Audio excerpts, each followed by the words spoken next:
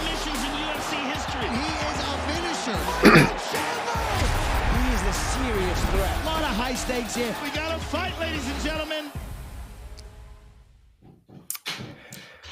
Welcome back to Fight Week. It's UFC 262 weigh-in day. I'm Adam Catterall. It's an absolute pleasure once again to be in your company. And I am joined, as ever, by the BT Sport A-Team. Our very own version of Howling Mad Murdoch over in Liverpool is the one and only Mr. Nick Peet and the chief of our clan. The man that makes all the plans come together. The Hannibal Smith to my B.A. Baracus. It is, of course, the Hall of Famer himself, Mr. Michael Bisping. Gents, pleasure as always to be in your company.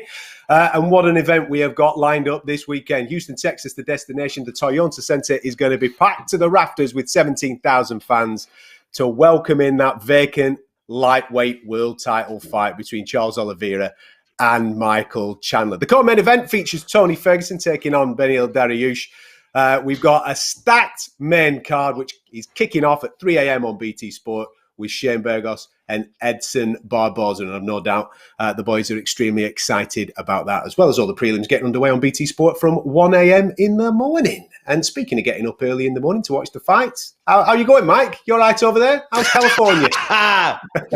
Well, do you know, to be honest, I thought, where is the abuse? But there it is. Yeah. What is it, 7 a.m. here? You know, unlike you, Adam, I have a work ethic. You know what I mean? That's why I became someone. You know what I'm saying? Getting out of bed, that doesn't scare me. Come on, man. I'll do this standing on my head. Although I have been up since 4 a.m. and I will be having a little nap as soon as we finish this. So lots of cups of tea. Absolutely. Lots of talking points as well to get through here on the weigh-in show here on BT Sport. And if you want to interact with us, you're more than welcome to do so. You can do it all over our social media. Throw your questions our way. If you've got something specific with Mike, just tag it for him and we will obviously throw it in throughout the course of the show. We could be on for 2 and a bit hours. We could be on for half an hour. It doesn't matter. We're going to be here for the full duration of the weigh-ins, which get underway in approximately 10 minutes time from Houston. Just a little bit of housekeeping, just in case you've not been keeping up with everything connected to this card. Of course, we had a couple of fights fall off last week. So Nate Diaz versus Leon Edwards fall off. That's been pushed back to UFC 263. And at the start of the week, we saw a fantastic fight involving Edmund Shabazian and Jack Manson fall off as well. That's been pushed back an extra week, so that'll take place next Saturday. But as you've just seen, the card is absolutely stacked, and let's get into that main event. Vacant title. There is no more Khabib Nurmagomedov as lightweight champion, Mr. Michael Bisping. We've got 2 top contenders, the number 3 and number 4, going at it, throwing down to claim UFC gold.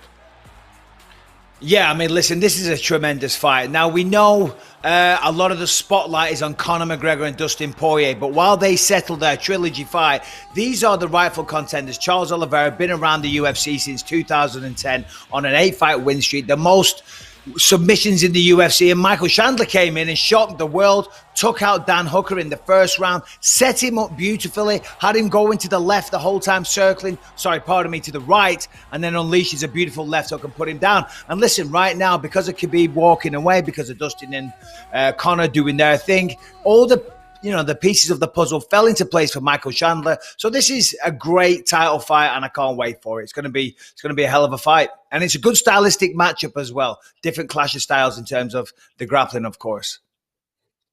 Nick, the narratives for both of these guys, they're both fascinating. Let's start with Charles Oliveira first of all. Mike's just mentioned there, 8-fight win streak, sensational in itself. But if you look at his original 19 fights in the UFC, he's been here for that long. 2010 was his UFC debut. If you look at his first 19 fights, the record is 10-8 with 1 no contest. And in those 8 losses, he suffered 7 defeats, all by finish. A sensational turnaround. Something's obviously gone on between his ears to turn it round, to go on this 8-fight win streak. Absolutely. It's just all clicked into place for him. And it's not just their 8-fight win streak as well. 7 of those 8 wins have been finishes, and 6 of them have came with a performance bonus. In fact, the only person that went the distance with him was Tony Ferguson, and he won a couple of those rounds by 10-8. So he is absolutely the premier guy for me, regardless of Dustin Poirier's position. The guy in the opposite corner always had to be Charles Oliveira. He's got the best run in a division. He deserves this opportunity. But with Dustin going and cashing the biggest check in the sport, in steps Michael Chandler. And who can deny Michael Chandler? Sure, he's only had 1 fight in the UFC and it lasted 2.5 minutes, but it's his legacy before he got in the UFC that's got him into this position. And as you can see there, Oliveira's got the height advantage. the reach advantage. But these two guys aren't going to have to go looking for one another. They both got confidence in their grappling, jiu-jitsu on the left, power American collegiate all-American wrestling on the right, but they've both got supreme confidence in their stand-up as well. You know, Chandler very much stalks his opponents, throws big, heavy overhand bombs. And then the other side, you got Oliveira, whose Muay Thai has just sharpened up so well during this run. You know, his Chinese are absolutely excellent, and he's so sharp and so light on his feet. As Mike says, this is 50-50, right down the wire. Could go anyway, could go early, could go the distance, could be a fight of the year contender. I'm literally ready for anything.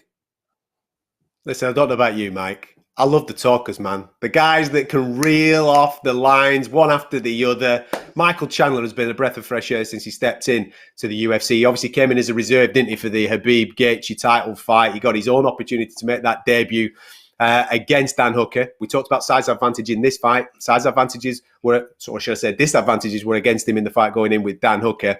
And he sets to be, if he can pull this off and become champion, he slots in on number 2 on the quickest run to UFC title from debut. Anderson Silva did it in 108 days. He could do this in 111 days. A sensational story.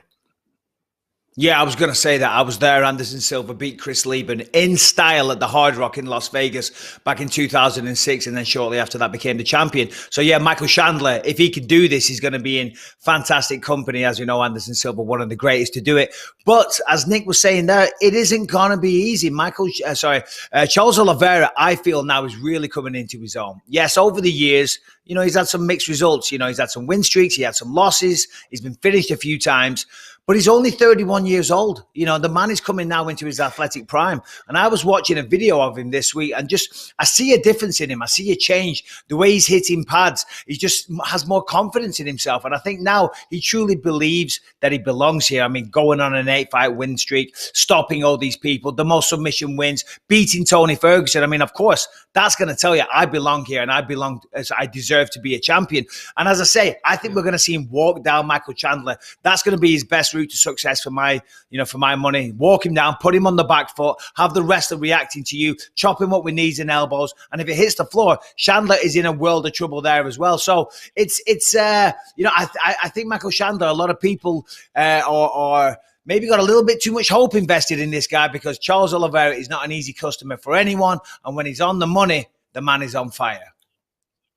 Well, there's your main event at UFC 262, vacant lightweight title on the line. We are definitely going to hear and the new at some point in the evening. Should be an absolutely cracking fight between Charles Oliveira and Michael Chandler. The co-main event, like I said at the start of the show, was originally Nate Diaz versus Leon Edwards, that 5-round non-title fight that we're all excited about. It has been pushed back, still 5 rounds, still a non-title fight at UFC 263. But up steps Tony Ferguson, Beneil Dariush. What a cracking matchup this is as well. Mike, talk us through stylistically how this one might go down. Yeah, I mean, come on, listen, if the press conference yesterday was anything to go by, then we know we're in for a good one. Tony Ferguson stole the show yesterday, coming out with some good lines, really doing a good job of hyping up the fans there and the fans in attendance at the press conference and all over the world. But when it comes down to the fight, you know, listen, Beneil didn't have as much to say, didn't steal the show in terms of catchy sound bites, but what he will do is catch a chin. This man can hit hard. He's got tremendous jiu-jitsu. He trains at Rafael Cordero with King's MMA, and we see him there against Drakkar Klose, putting him down in one of the best fights that you'll ever see. So it's a tough fight, as we know. Tony Ferguson, you know, coming off that 2-fight skid, losing to Charles Oliveira, and I wonder about the mindset of Tony Ferguson. I mean, obviously he's going to go in there very confident and believe in himself, but he's going to see Charles Oliveira, right, fighting for the belt, and in Tony's mind, he should be fighting for the belt. And how's he going to handle that? Is he going to get angry? Is he going to get mad? Is he going to see himself as a victim? Because if he does that, that's going to affect his performance. Remember, Tony was on, I think, a 12-fight win streak. It was absolutely ridiculous. Lost to Gaethje, lost to Oliveira. No shame in that. But now his career is on a different trajectory. Now he's playing comeback. Now he's trying to, get into that title elimination fight himself. So it's a very, very different mindset. And the problem for Tony is that Beneil Dariush, whilst not being a big name, is still absolutely dangerous inside the octagon. Nick, you've been high on Beneil for some time now, my man. Tell us why.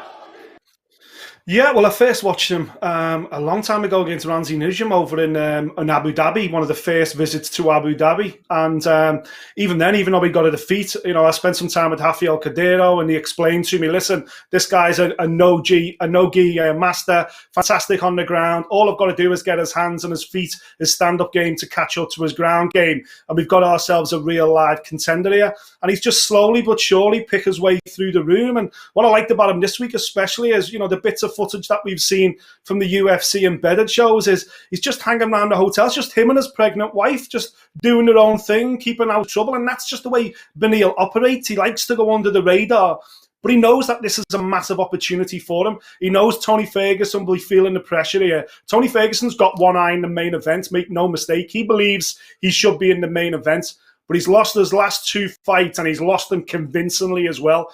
And Beneil knows if he can get ahead, then Tony's got to start reaching. He's got to start taking chances. If you take chances against a guy like Beneil Dariush, then he's going to light you up on the feet. And if it's the ground, I don't care if you are Tony Ferguson, forget about it, because this guy knows how to sub as well. So I think the timing could be absolutely perfect for Dariush if Tony Ferguson can't get quite back to where he once was before. And I honestly don't think he can. Too many wars, too many miles on the clock, 37 years of age now. This is a big, risky fight for Tony Ferguson. Yeah, it's a massive fight. That's the co-main event. Tony Ferguson taking on Beneil Dariush. How much has Tony got left, and where is Beneil Dariush when it comes to the elite contenders in this lightweight division? The rest of the card is being made up of Matt Schnell taking on Rogerio Bontorin, and we've also got Caitlin Chukagian taking on Vivian Araujo. I know we've got a couple of minutes before we cross over to Houston before people start hitting the scales. The fight that I just want to quickly highlight with you, Mike, Shane Burgos versus Edson Barboza, kicking off the main card. A sensational fight. It is guaranteed violence for people watching this at home, isn't it?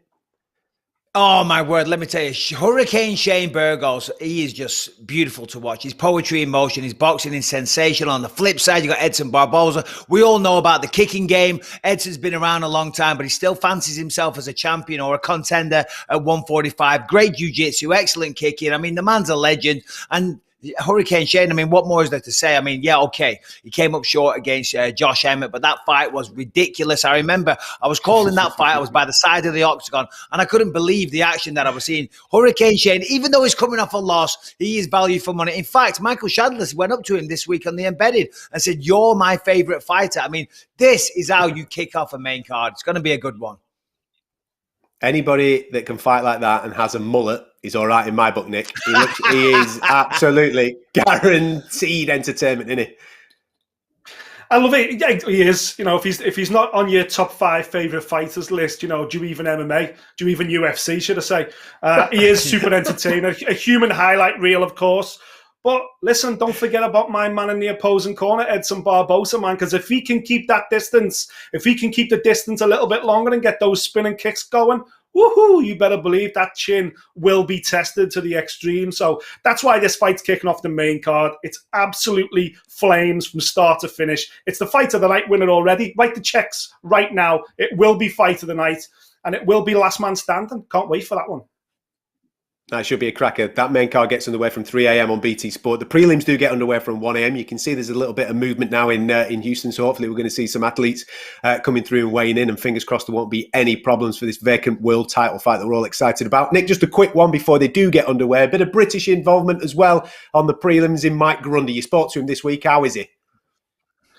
He's in really good spirits, He knows this is a massive opportunity. He was devastated when the Nick Lenz fight didn't happen for him a few months ago, but it was out of his control. One of his team got COVID, but he knows that Lando Venata is a big name in this sport, in this division, and a big performance against Venata will get him a ranking, and that's what Grundy wants more than anything. He wants a ranking, he wants an opportunity, and, I think this fight's set up perfectly for him. Well, look at this. We're off and running. The title fight, it is vacant. Charles Oliveira making a big statement nice and early. He's the first out the hatch. Got to hit 155, and then we are halfway there to getting ourselves a vacant title fight tomorrow night on BT Sport. Main card getting underway from 3 a.m. That's a good sign for Charles Oliveira. Coming in first. Wake up, no problem. 155, the official weight for Charles Oliveira. On the money. On the money. There it There is. you go. Shades on. Shades on as well. He's obviously a bit lighter there as well, Mike, because them shades are they look expensive. There'll be a few ounce, won't they, at least? I'm not sure about that. You know what I mean? They definitely fall into. If you went into a shop to buy them, there's different aisles. They'd be in the same aisle as Tony Ferguson. And his you opponent know what I mean? also So taking part in his first I'm not UFC sure if I title agree fight with the fourth-ranked assessment on the lightweight shades, contender, but still, everything else, the fight Michael analysis, you guys are Chandler. great. Shades, you don't know what you're talking about. Listen, we're about to go on in 2 minutes, lads, because the title fight is near enough done. That's Mike Chandler. He's ready to rock and roll. Is he good? He's weighing on with his Bane mouthpiece as well. So let's see where Mike Chandler's at. Obviously, second fight in the UFC. 111 days later, he could become the UFC champion. Looks drawn. 155, the official weight for Michael Chandler.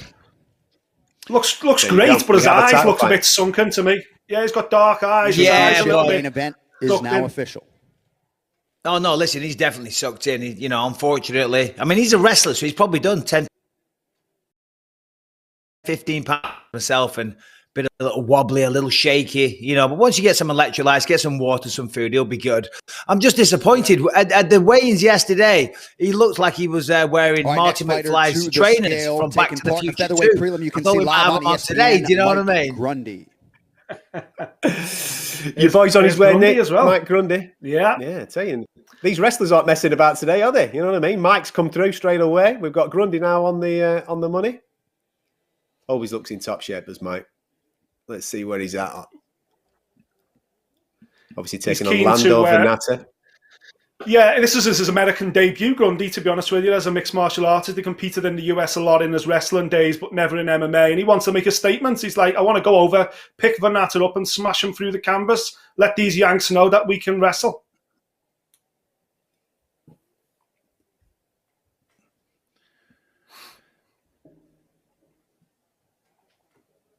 Just trying to get some balance that on guy's there. making him sweat there. My word. When you're standing on there and you're waiting to, for them to announce that you made weight, it's terrifying. And this guy is taking his sweet time. He said he's missed. 5 over. Yeah. Half a pound. He says he's missed. I mean, yeah, half a pound over. And now it all depends.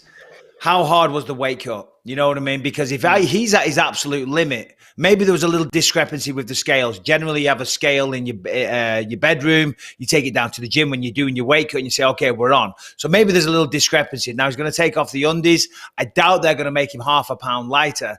But if the weight cut wasn't too bad, shifting another half pound won't be too bad. He can hit the gym real quick, jump on the treadmill, 10 minutes, whatever, get back in the sauna, whichever way he wants to do it, and it should come off nice and easy. But if he's had a really bad weight cut, if he's been up for hours, he's been trying to sweat it out in the sauna, running it off, doing everything he can. 146, the official weight for Michael Grundy. There's some heavy Betty case. Swallocks. What's that guy that doing all with about? the scales? That's a mad thing. There's no way that Mike Grundy turns up third on the scales after the two guys involved in the title fight. If he knows he's missing weight, that's just not happening. So there was obviously a little problem there. Well, let me give you a bit of insight as well, because generally as well, not generally, all the time, unless they changed it from when I was fighting, they weigh you before you go out there. The UFC officials, you know what I mean? They check your weight because they don't want, mishaps on the stage. And that's an official attempt. And you don't get unlimited attempts. So the UFC generally weigh you first, say, yeah, you're on weight, go ahead. So maybe a little discrepancy with the scales. Yeah, the fact that it took him so long to weigh him in first time makes me feel like the guy needs to work the scales out first. Christos Giagos, these guys are kicking it off on the early prelims. Christos Giagos taking on Sean Soriano, lightweight contest.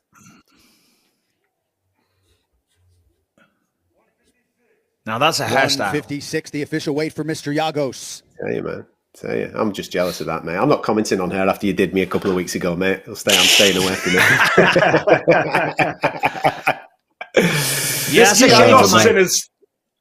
This is his second stint, Giagos, in the UFC. His first stint, and it was because he got a couple of defeats. He got pushed out.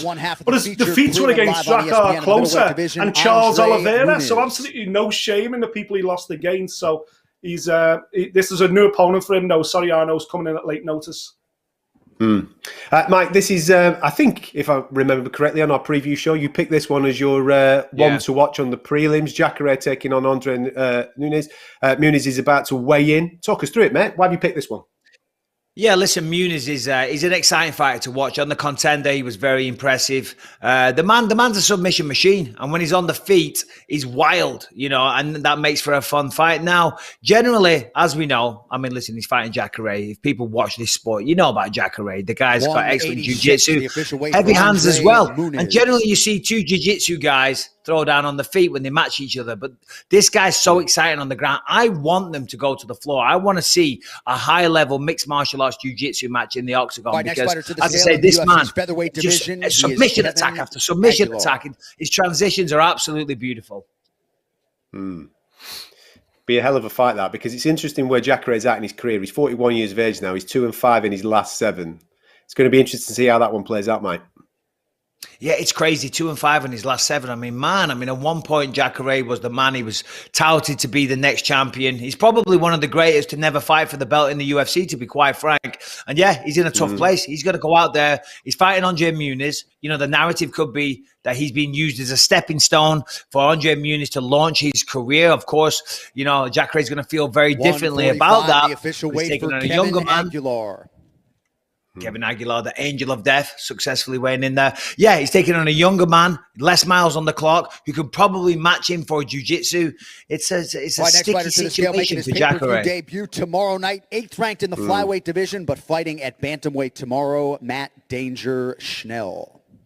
There you go. Massive opportunity here, Nick, for Matt Schnell, because everybody knows that we've had 2 fights fall off the main card. I mentioned at the start of the show with Nate Diaz and Leon Edwards being moved back to 263, and then a fight being moved back to next week with Jack Manson and Edmund Shabazian. And the guys that benefit from that are Schnell and Bontorin. As I look at these two guys, Schnell, I would say, is the better mixed martial artist, but Bontorin, he's got 5 minutes here in him, and he could be absolutely lethal. It's a strange one. Official weight for Matt Schnell. Bontorin's coming in to replace Alex Perez, so he came in at late notice. So they moved the fight from flyweight up to bantamweight 135, just so he didn't have to have such a bad weight cut. But actually, Bontorin's a career flyweight. He's never fought outside of flyweight before, whereas Matt Schnell has fought up at bantamweight in the past. So I think that actually the change will favour Matt Schnell. I think he'll be that bit fresher.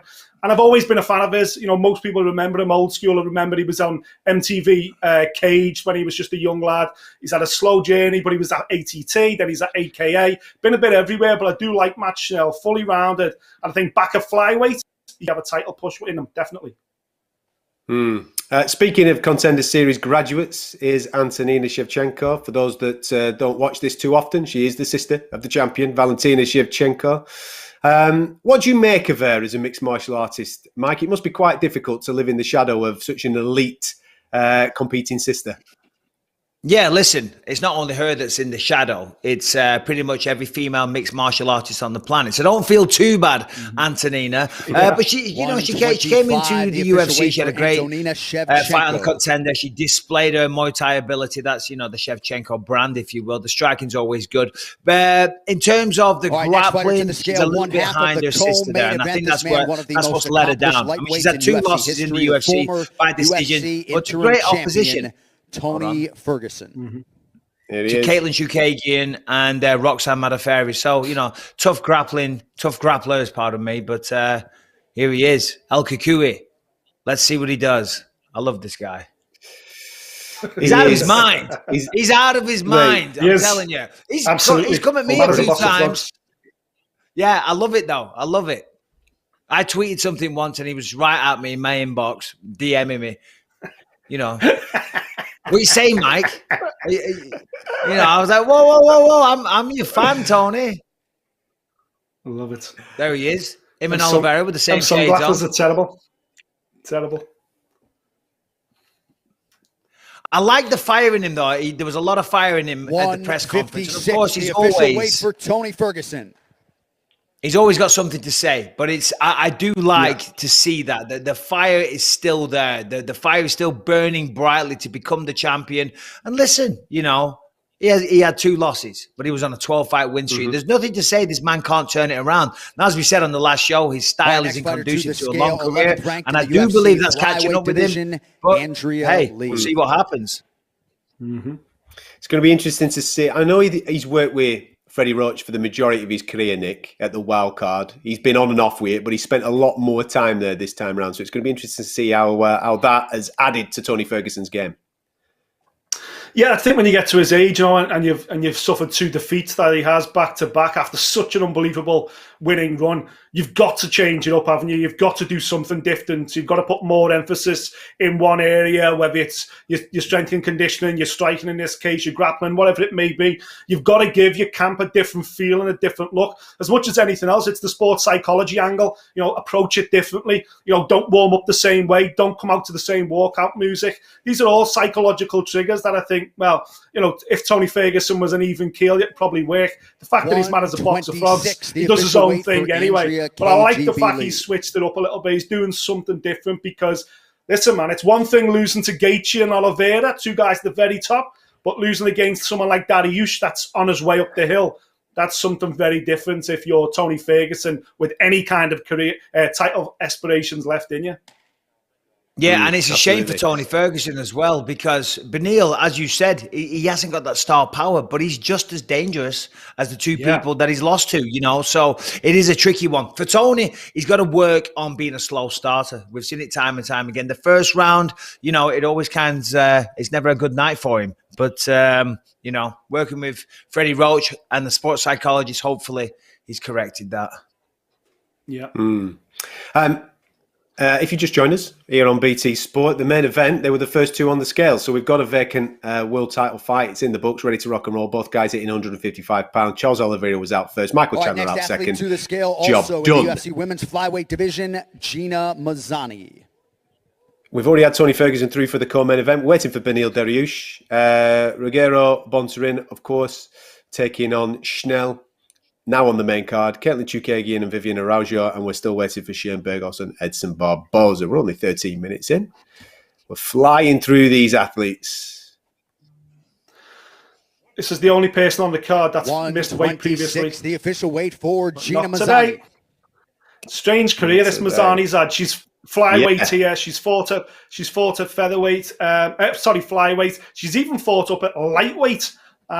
And she missed weight on a UFC debut. That was at bantamweight. So all over the place, Mazzani. But as you can see there, she has a flyweight. Brazilian Jiu-Jitsu legend, Jacare Souza. Here he is, 41 years young, Mike. Jacare Souza taking on Andre Muniz. It's the top of the prelims. And as you said, 2 elite-level grapplers. You want to see this play out on the mats. Yeah, no, I would love to see that, but I'm also intrigued to see what Jacare's got left in the tank. I mean, as you say, 41 years old. He's lost, 5 of his last 7. All right, granted, to all very, very high level opposition. But you'd be a fool if you didn't notice the trend. He's losing fights now, whereas before he was a very, very hard man to beat. Lost very infrequently, only to world-class competition. Now, there's nothing wrong with losing to Kevin Holland. Jan Blachowicz is the light heavyweight champion. Jacob Manson again. These aren't bad fighters to lose to, but still, the writing on the wall, starting to lose fights. He's 41 years old. So as I say, I think this fight tomorrow, he's fighting not only to win this fight, he's fighting to prove that he still belongs in the upper echelons of the company. Yeah, I think you're bang on with that. He's a guy that, like you said, there's no shame in losing to the guys that he's lost against so far. But if he starts losing fights like this one tomorrow night, then there's obviously going to be a few question marks raised. Caitlin Chukagian about to hit the scales. She went 2-2 last year, started the year off with a title shot against Shevchenko, obviously came up short, but she finished the year strong, getting a victory against Calvillo. This is a big fight against Vivian Araujo tomorrow night in the flyweight division. Yeah, no, it really is. And she wants to fight Shevchenko again. She was talking about it recently. And, listen, if at first you don't succeed, what do? You try again. So fair play. That's what I love to see. You don't just say, okay, she's better than me. That's that. I can never beat her. You go away, you work on your skill set, you work with your coaches, you get better, and you try and get another crack. And that's essentially what's at stake here tomorrow. Not a title shot, but, working towards getting one. But it looks like we've got an issue here, guys. Yeah, We've got a few today, haven't Again. we? We've got a few issues today, Nick. Get the towel out. Get the screen out again. This is now the fourth. If fight that that is bikini required weighs screen. half a pound, I call nonsense. I think instead of getting the towel out, why don't we just get somebody out from the commission that actually knows how to run a set of scales? Everyone's got I'm a just gonna baffled look say on their this. faces, like I've missed weight. I've got 2 words for you: digital scales. Come on, speed Yeah, things up big time. Exactly.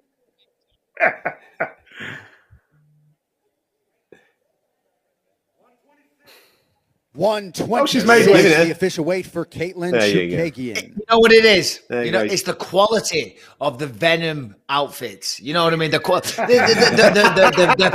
that they're using. It's next level stuff. I mean, you guys wouldn't know this. You're not in the textile industry, but I've heard from some insiders they're double threaded. They're very heavy. That's right. Unbelievable. Egyptian. It's that Egyptian cotton Yeah, type that's thread, it. isn't it? That's what I was looking for, Adam. Yeah, I'm like, because I know nothing about fabrics or textiles. I'm like, what is it? Egyptian cotton. That's what I was looking for. There you go. Steel wool She's it on is. the money. Yeah, exactly. But obviously, because that's now the fourth fighter. We had Mike Grundy a little earlier on that was half a pound over, took his kecks off, and boom, on there we go. Interesting matchup this one, Nick, for Caitlin taking on Vivian Our Araujo, next a girl fighter that to the scale, will be competing quite high in the on featherweight recently. Her division here grappling skills tomorrow are night. sensational, Vivian. Ruby Lando Venata. Oh, hang on a minute. Before you answer that question, Nick, yeah, I'll let you spit venom in the way of Lando Venata because he's taking on your guy, Mike Grundy. Your pick on the prelims is this fight should be an absolute firecracker. Yeah, listen, I'm a huge Lando Venata fan. Everybody is. You know, he hasn't got a winning record in the UFC, which is quite surprising, really, because he has been in The high-profile official fights. weight, And he has got highlight reel 146 moments. pounds for Lando Venata. No issue there. You know, himself a former Division 1 school wrestler, but he's a guy that likes to throw hands. He throws crazy shots. He throws heavy hands early on as well. He All right, takes next fighter to the chances, scale, leaves his back chin in in the the air. UFC for the But I think if it first becomes a time striking in a match long with Mike time in Grundy the and he UFC's calls it out, lightweight I think division, Grundy's got to Sean out-wrestle him and Soriano. dominate him and get his hands on him. And as we've seen in the past, you can do that with Venata if you close the distance, but it is by no means it's a cracking fight for both guys. Stylistically, I think it works for both Grundy and Venata. Yeah, no, I think you're on the money there, Nick.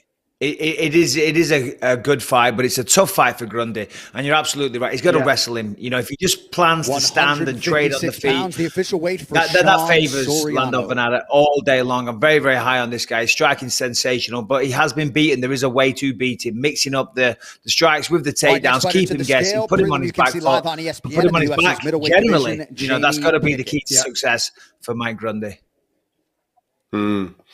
If you are just joining us here on BT Sport, a little bit of news for you. Top of the bill, the main event, the vacant lightweight title fight is ready to rock and roll. Both guys were first and second on the scales a little earlier on, hitting 155 pounds. We've also got one half of the co-main event as well done, with Tony Ferguson weighing in slightly earlier on, coming in at 156. Still waiting for Benil Dariush. If you've got any questions, 186 pounds, the official weight for Jamie Pickett. Guy's a If specimen. you've got any How long questions his for us, arms you're more are. than welcome. Wow. And now we make Nightwolf. way for The guy's his a opponent, specimen. the Beverly Look how Hills long Ninja his arms Jordan Wright. Right, he's an absolute specimen, that guy. He's 11-5 as a pro, but he had 10 amateur fights as well. 25-fight career, goes back 13 years, been around for a long time. Only recently jumped into the UFC, but his fight against Wright, Jordan Wright's going to be an absolute cracker. Here's Jordan Wright now. The Beverly Hills Ninja himself. Yeah. 11-1, only loss was in the UFC, and you know he's got good people in his corner, mate. The likes of Anthony The Hardon, official weight, Matt Cejudo. You know he's frequently at 185 Jackson pounds Wink for as Jordan well. Surrounds himself by good coaches. Yeah, no, that's right. I mean, he had a bad break on the contender, went up against Anthony Hernandez, fluffy, kind of got, just caught off the bat straight away, got caught with a flurry of punches. But yeah, he rebounded nicely, and this should be a good fight. I mean, when you look at him, Beverly Hills Ninja throws a lot of kicks. I mean, that's clear what he does. The grappling needs to catch up with the kicks and stuff, but should still be a good fight. 12 fights in his career, though, Mike. 12 fights he's had in his career, the Beverly Hills Ninja. Never been out of the second round. I like that. I like a guy that doesn't wait around. And that's what you should do as well prior to the UFC. If you're going to come to the UFC and you're going to have a career, you're going to have some success on the regional scene, you're supposed to be taking care of business pretty easily, unless you've come up against a future UFC contender, because that does happen sometimes. But generally, you should be ahead of the pack on the regional scene. You should be taking people out in style and having people talk about you. So yeah, to your point, Nick, I like to see that as well. Yeah. The official weight, 126 for Priscilla Cachoeira. There you go. She's a taking psycho. On Gina Manzani. Yeah. I love watching her fight though. Mike. Yeah, let's just get to it. She's a bit of a psycho when she fights. Was it the fight with Molly McCann? That was fantastic, wasn't it? In London a couple of years ago. That was a fun fight. Molly was awesome in that as well. So shout out Molly. And she won me over as well. You know what I mean? Always brings it. Tough. Yeah, very good. Very tough indeed. Very tough indeed. Should be good. Fight that with Gina Manzani. If you want to interact with us on the show, you're more than welcome to do so. You can do it via our social channels. I am sure that there will be a break in the action very shortly, so therefore we can get to some of your talking points, whether it be about the rumoured matchups that are floating around the internet at the moment involving Darren Till and Derek Brunson and various other people. We're more than welcome to talk about that on this show. And if you've got any questions that you want to throw our way, in particular if you want to throw them towards Mike, you can do. Just get all over our social media, Twitter and Instagram. You're looking for BT Sport UFC. If you have just joined us, main event's done. All right, next fighter to the scale in the UFC's featherweight division, Oliveira competing live and on Michael Fight Pass Chandler, tomorrow, both is 155. Tucker Lutz. So we've got a title fight. And we've got one half of that co-main event already through as well. Tucker Lutz is about to weigh in, taking on Kevin Aguilar. This is on the early prelims tomorrow night. Should be a decent fight. What do we know about this guy, Nick? Top Gun Tucker. What a great name that is. He lost his pro debut, but he's won 11 straight since. Prior to that, he had a 7-0 amateur as well. The official weight for Tucker Lutz. A couple of wins on Dana White's Contender Series. Actually, prior to that, he was on an amazing knockout run, but he actually had 2 points decisions on the Contender Series, which has obviously led to here making his UFC debut. So a guy that's more than capable, as Mike says. Done it on the regional scene. Now it's time to step up, baby. Let's see what you've got on the big show. Here he is. Speaking of psychopaths, Mike, this is what you. This is the official weight. If you look at psychopath in the dictionary, his face is there. Shane Burgos. It's those eyes. It's those eyes. Whoa! There you go. Stepping off, and he's gone. He's in. He's weighing in, and now he's off to the buffet. Fair play. That's how you do it. No, he's off to the barbers. Woo! He's off to the barbers. He's like, I've heard these English lads taking the Mickey out of my mullet, so he's going to go get that corrected. Nah, man, the guy's great. Can't wait for that one. Wow. That's the type. Did the guy even move the needle on the scales then? Hey, did the guy wasn't messing about, was it? Is that, listen, out. I've got somewhere to be. Okay, so just hurry up, take my weight. Come on, miss the moment, Shane. You've made weight, stand on the scale, have your picture taken. Savor. No, just give us a bit of crazy eyes. Look a bit like a psychopath and get off to the buffet, as you just said, Mike. Super stuff. Shane Burgos. That one kicks off main card, 3 a.m. on BT Sport. Is when the main card gets underway. The prelims get underway from 1 a.m. But Shane Burgos versus Edson Barboza. I think we've all tipped it as a bonus check winner. Let's just call it that. Something mad is going to happen in that fight, so you're definitely going to have to come and join us for that. We've got a little bit of a break in the action, boys, so therefore we can get stuck into some of the things that people want to talk about on our social media. As I said, it's all open for everybody. Please get stuck in. Send questions your way. Scouser, what is the latest with Darren Till, my man? I know, in fact, Mike, did you have him on your podcast this week? Did Darren Till turn up? What was the situation? And maybe you've got some goss for us on his latest fight. He went full Hollywood on me. You know what I mean? He was sending me voice notes, and then when I responded, he was too good to respond to little old Bisping. But I think the news is out, isn't he? He's fighting Derek Brunson pretty soon, August 14th. Not sure where that's going to be yet, but we'll know pretty soon.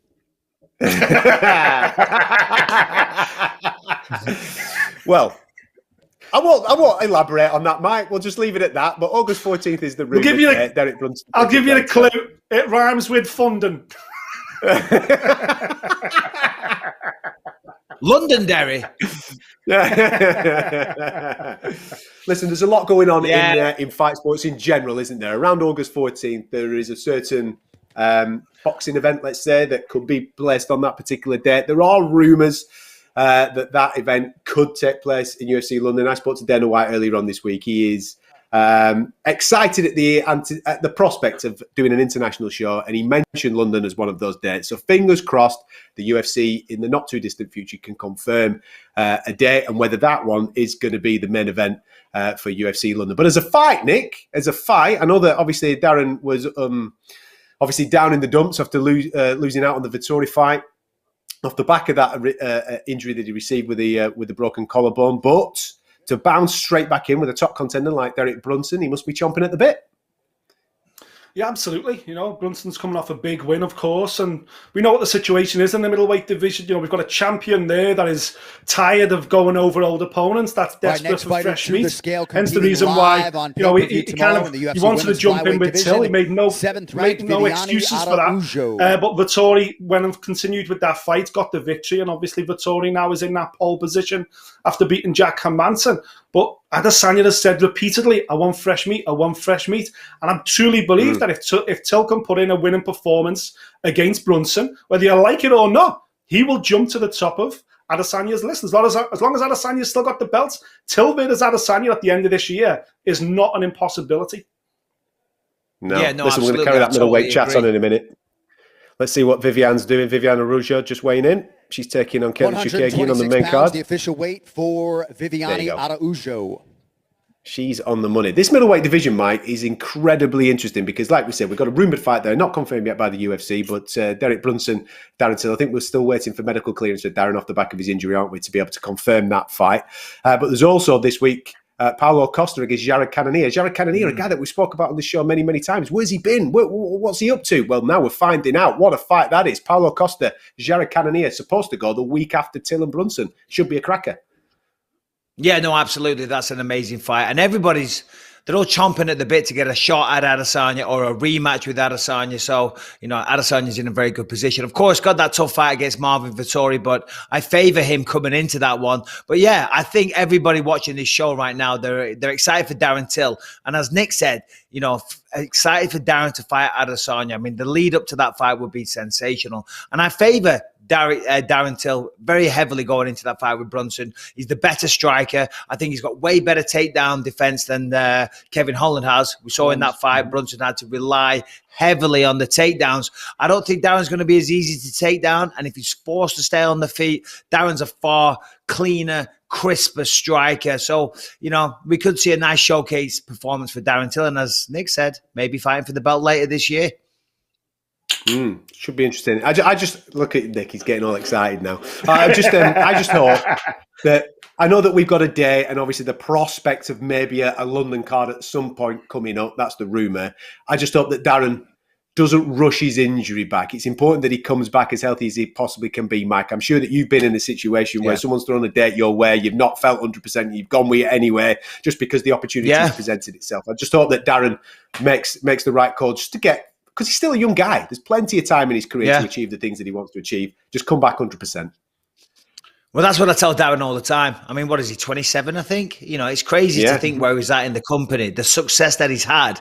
And he's only 27 years old, so he's got plenty of time. So, as you said, don't rush it. I fell foul to that a few times. Like when I first detached my retina and I got cleared to fight because I wanted to fight so badly. Of course, that's how we make money as well. And I was chomping at the bit to get in there. I was hitting up the UFC every day, hitting up my doctors. They're like, no. And then the first day, the doctor said, by the way, you know, I hadn't trained in over a year. I had to keep my heart rate low. I couldn't do anything to mess with the eye. So I couldn't train. But as soon as the doctor said, yeah, you're good to go, I called the UFC and Joe Silver had me a matchup in 6 weeks' time. You know, so I went from sitting on the backside doing nothing to 6 weeks stepping into the octagon with Tim Kennedy. That's my disclaimer for losing in a very, very boring fight, okay? But it is the fact of the matter. So Darren, listen, Darren knows what he's doing. He's a confident man. If the collarbone is good, the fight will be good. Yeah. You went old school there, didn't you, mate? You went old school. You went back to the streets of Clitheroe. That's what you did. You thought, listen, I can hang outside the blooming Swan at Whalley. No problem whatsoever. I can do that in the octagon. That's where you went, didn't you? Yeah, well, listen, I looked at Tim Kennedy. He's 2 foot tall. He's a goon. I thought I can have this. Give me 6 pints of Stella, and and I'll still take care of this guy. All right, fair enough. I didn't know he was going to try and grapple me to death, and then if he did get me down, hug me to death, give me literally no room. You know what I mean? But you live and learn. Experience is very valuable. There you go. And wise of you as well, obviously, now that you're in the Hall of Fame, passing on those learns to the future generation as well and the current generation in Darren Till. Now then, let's have a look at some of the... Mate, you've got to keep... That's it. That's what we're here for. Right then, let's have a look at some questions that have been coming in on social media. I've got one from Sammy Pavelli. Hopefully I pronounced that right. Sammy Pavelli. Hopefully our production team can just pick that tweet out there off social media and stick it on the screen. If Dariush wins, who does he fight next? It's an interesting question, that, Nick. I'll go to you, seeing as that you're on Dariush. If he does come through a fight and get a victory against someone like Tony Ferguson, former interim champion, it'd be interesting to see what the matchup next is for him. Yeah, I think if you look at what's happening with the title fight, the winner here the weekend almost certainly will be making a first defence against the winner of Dustin versus Conor, which means you've got 2 losers there coming out of there. So maybe the loser of this fight of the weekend could be the perfect opponent for Dariush. Of course, you've got Justin Gaethje returning as well, who's going to be in that mix. So I think he could well, if he can get his arm raised against Tony Ferguson, the winner of the main event this weekend could be the perfect opponents for Dariush. It's interesting that, it's like someone told me in my ears that he was obviously just about to weigh in. Here he is, part of our co-main event, taking on Tony Ferguson. Let's see where Benil's at. He looks a little concerned. Yeah, he's looking a little stressed there. And the commission guy is tapping that little thing the wrong direction. Time for a towel? I heard 7. He's a pound over. Now it's great, isn't it? They miss weight and they always look so confused, like they didn't know. They're like, whoa, what happened? Yeah. Let's hope he's got 2 pairs of that Egyptian cotton on here, man, because there's no chance that that's weighing a pound. Jeez. Get your hands up. Yeah, that's what you do as well. Everyone, they put their hands up in the air because you think it's going to make you lighter. I've actually breathed out as well. Like the air in my lungs is going to, it's the air. It's a heavy oxygen around here. 0.5. He's missed by 0.5. Dariush will take the hour he is allotted to cut the final half pound. Absolutely. Listen, He'll make that way, I'm sure. He's a professional, but still, it's given a psychological advantage to your opponent. Your opponent breezed in, made weight, no problem. Now, while he's replenishing all the nutrients, he's rehydrating, he's relaxing with his team, he's focusing on the fight or not trying to think about it, whatever his routine is, that's what he's doing right now. On the flip side, Beneil is back to the sauna, back to the treadmill, whatever it is, and just taking longer for him to recover. Now, let's say it's only half an hour, it doesn't matter, he'll still be as rehydrated, I would assume, than what he was if he went straight away. But it's that mental stress, and it's giving that little psychological advantage to your opponent, Mike, just for people watching this, talk through that, the mental stress of making weight in fight week. Obviously, you're thinking about Saturday night and you're having a fight, but you've obviously made the jump from light heavy down to middleweight. I'm sure there were thoughts there. How do we go about doing that? Talk to me about the mental stress of making weight during fight week. Well, it's very difficult. I mean, of course, certainly if you're the main or co-main event, there's a lot of spotlight on you as well. You've got a lot of press obligations. You've still got to train for the fight. You've got to mentally prepare. But of course, you've got to make weight. Now, when I dropped down to, when I was at light heavyweight, I would step on the scales. When I went down to middleweight, my plan was always to fly to the host city at 200 pounds. If I could go at 200, I was happy. What you do, you start water loading on the Monday, so you try and drink 2 gallons of distilled water a day. That flushes your body out. Then every day you get on the scale, you get there on the Monday or the Tuesday at 200, you start drinking the gallon. Wednesday, you're 199. Thursday, you 198 or you 197 if you're lucky, and then you do the press conference, and then it's from there you stop taking on any water whatsoever. You stop taking on any kind of carbohydrate or pretty much any food. Very, very minimal on the food. And then the night before, you got to take half the weight off, 6-7 pounds, whichever way you want to do that. I used to do a salt bath, so I'd get like 10 massive tubs of old table salt, throw it in the bath, have the bath as hot as possible, get in that for 20 minutes. Then you get out the bath. Then I'd lie in bed and we'd have the room as hot as possible. We'd have the heating cranked up. We'd have space heaters in there. I'd get out the bath. I'd get into bed.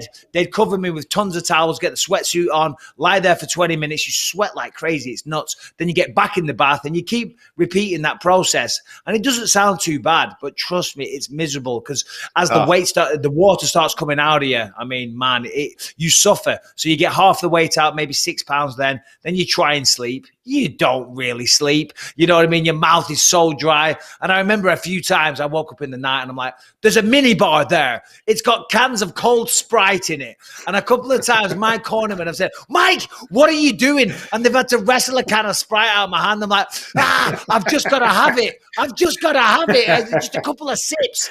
And then you have the worst night's sleep. Then you got to get up early and you got to repeat the process all over again. And then you got to go weigh in. So as I say, when you get on that scale after that, such a process, it's taking you all week to do it and you don't get it right. And you step on that scale and you look and they're like, nope, you're still a pound over. It's like, oh, come on. Because of course, you still got to fight. You got to fight the next day. That's the important thing. I mean, the scale just allows you to compete, but it's a big foe. Mm-hmm.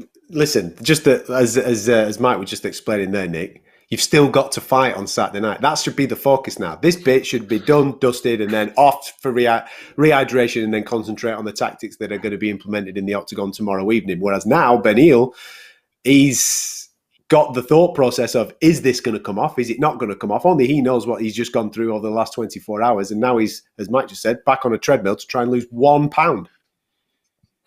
Yeah, well, I think there's the issue, of course, is that there just seems to be an issue with the scales out front today and against the scales backstage, or certainly the scales up in people's rooms, because this is 4 or 5 times now that they've had to bring the towel out. The fact that Beneil was on the scales 33 minutes into the scales being open when he had another 90-minute window makes me feel that he hit it right on the head when obviously they've miscalculated somewhere along. So yeah, it is a reset. It's a case of having to go back, but I think he will make weight. He's never missed weight before. He's been making weight his entire competing career, of course, from his jiu-jitsu days. So I don't think it'll be a massive difference. And I think when he goes back, I think most people would be thinking, oh, what's my opponent doing? I bet he's, rehydrating and going over tactics. But his opponent's Tony Ferguson. He's probably sitting in the car park with some chopsticks trying to catch flies or something. You know what he's like? He's bonkers. So I don't think Beneil will be bothered too much, to be honest. Tony's breakdancing at the local park with a bunch of kids. You know what I mean? He's out of his mind. I love it, though. Whilst we're talking about this particular fight and obviously waiting for Beneil Dariush to make weight, can Tony Ferguson bounce back, or has he taken too much damage to ever be the same fighter? That's coming from Gnarly Charnley on our social media. You can see it on the screen there. Mike, what do you think? I think, first of all, Gnarly Charnley is a great username, so shout out for that. Tony Ferguson, yeah, I mean, I don't know. He's taken so much damage. Almost every fight he goes in. As I said, he's a slow starter, and he traditionally kind of takes a lot of damage in the first round, then turns it round because he's so tough. Can he change? Can he change that? Has he taken too much damage? I don't know. Only time will tell. Certainly taken a lot of damage. Certainly needs to change his style a little bit. Needs to neaten up. So it's nice to see that he's putting more work in with Freddie Roach. But you can't teach old dogs new tricks to a certain degree. Of course, in the fight game, you get a little wiser. With me, it was my mentality that changed towards the end. The physical stuff was always there, but I was lacking a little bit mentally. Still lacking a little bit mentally, so save your jokes. But for Tony Ferguson, has he taken too much damage? That is the big question, Gnarly Charnley. Thanks for putting me on the spot, and we don't have the answer. I would say a guess would be yes. I'd say he's leaning towards that. I think when you look at him, you see the damage. When you saw what Justin Gaethje did to him, those punishing blows, and you saw the impact, and you saw him wobbling around, and the referee saved him from himself because he's so tough. He will fight as long as there is a heart beating inside his body, and the referee stopped him. And that's why people love Tony Ferguson. But it's also why there is a possibility that Saturday night could be the beginning of the end of the great Tony Ferguson's run. Yeah, I think we find out Saturday night, don't we, Nick? Because the 2 defeats in question off the back of that 12-fight win streak have come behind closed doors. There's not been any energy in the room for Tony to feed off. You know, if he is gone behind, if he is taking a bit of a beating, he normally feeds off that crowd energy and he reacts to it. He's a performer. And he hasn't had that against Gaethje, and he hasn't had that against Charles Oliveira. He's going to have it at the weekend. If Beneil puts it on him at the weekend, there will be 17,000 fans in attendance, and they will be making noise, something for him to react to.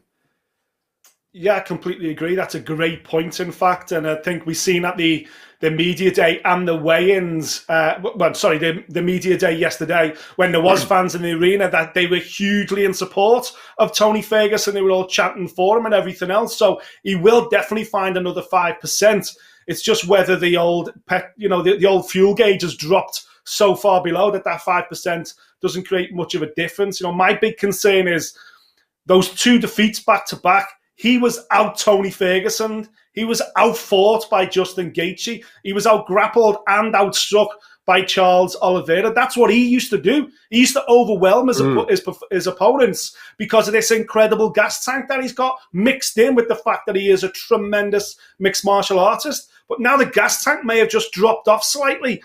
Can he impose as well like the way he used to?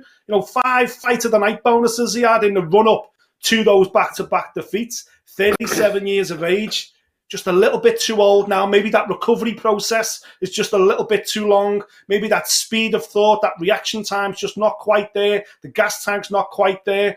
This is the $1 million question, because you don't want to be staring down the barrel of 3 defeats age 37 in the UFC, because you will get fed big-time prospects coming through. Just like we're seeing now with Cowboy Cerrone. You don't want to be in that position.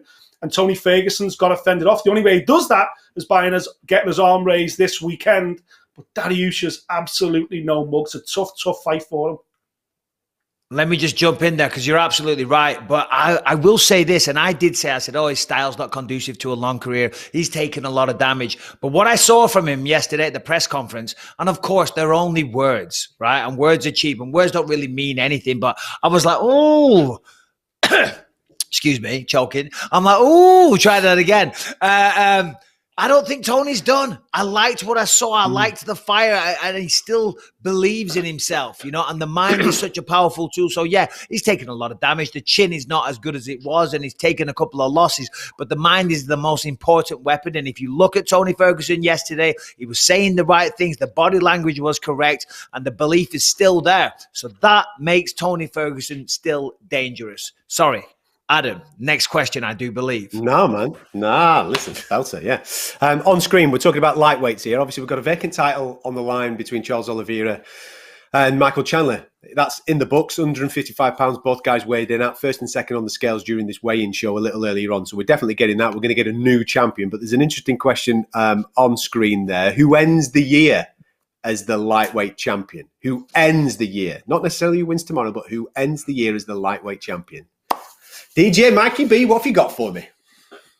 Yeah, well, that's a loaded question. That's basically saying who wins between Dustin and Conor, right?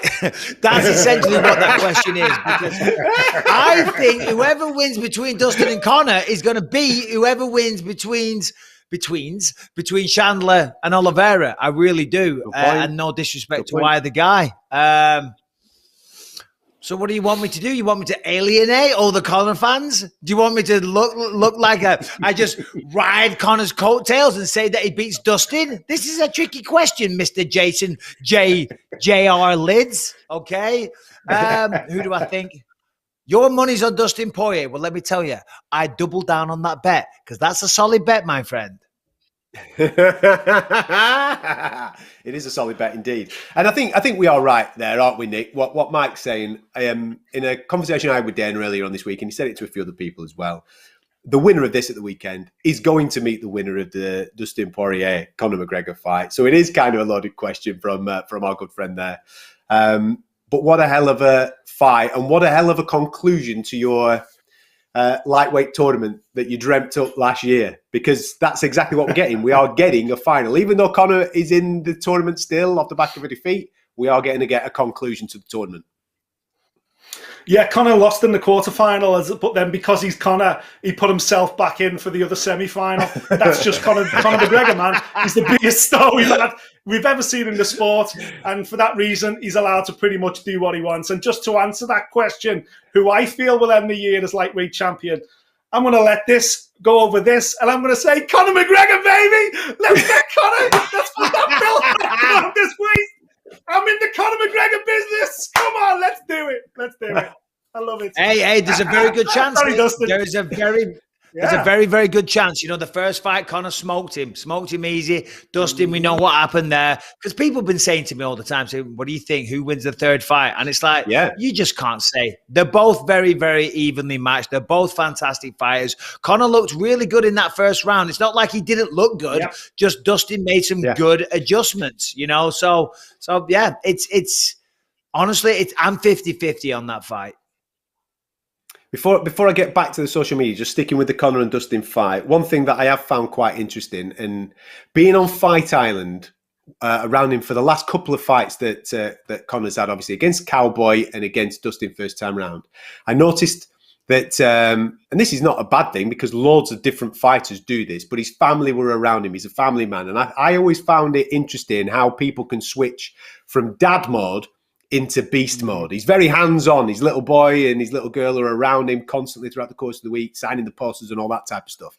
He's come out on social media this week as Conor and said, listen, I'm spending time away from the family in order to prepare myself for this fight, just to get myself a different type of mentality. Mike, as an experienced fighter, as a guy that has made that walk on many, many occasions, do you read much into that in the way that Conor's just trying to change the mentality quicker from dad mode to beast mode? Yeah, it's interesting. It's a good question. You know, he did something similar when he lost the Nate Diaz fight. He was supposed to star in a movie, but then he turned it down because he said, I need to go to a dark place. I need to get ready to beat Nate Diaz. So if you look at that, then maybe you could see something to it. Now, you know, having his family around him, I think is a great thing. It keeps you in a nice, calm, positive mindset generally. But for Conor McGregor, I think the nastier he is, he seems to be more effective inside the octagon. Now, we don't know. Maybe he's getting soft in his old age. Maybe he wants the family around him. You know, he's made ridiculous amounts of money. You know, so does the fire still burn as brightly as what it did? Now, I think it does for him. I really do, because for him, that's the one thing he can't buy. You can't buy a win in the UFC. You certainly can't buy the lightweight title. And I think that fire burns so hard for him that even though he's got the money, he's still going to push himself. So I like what he's saying there. I like what he's saying, and I think it will help him in the third fight against Dustin. Yeah. Nice one. Now then, Mike, question for you on screen there. This is a belter. It's a two-parter. First of all, who is your best friend in the Hall of Mixed Martial Arts? And are you I'm a really Billy No Mate with Luke? I know you. No, you're not. I've got and no are you friends. Really friends? And are you really friends with Luke Rockhold now?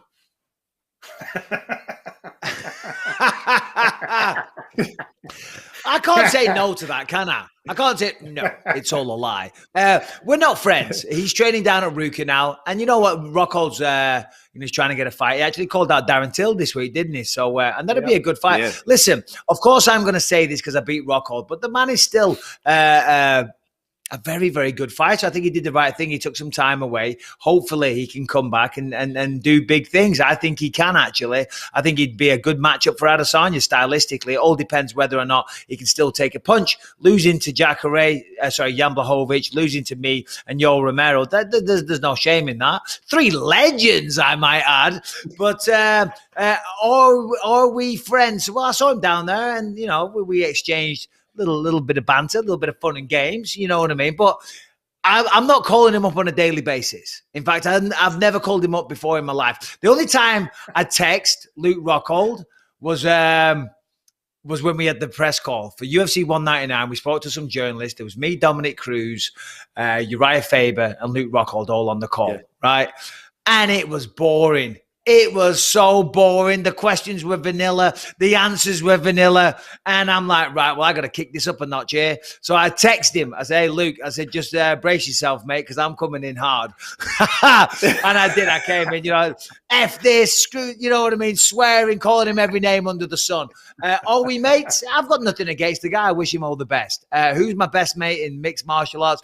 As I said, I'm a Billy No mates. It's just me and my wife and the kids here. But DC. I'll say DC just to annoy Luke Rockall because they're besties. Well, I'm coming for your best mate, Luke. Simple as that.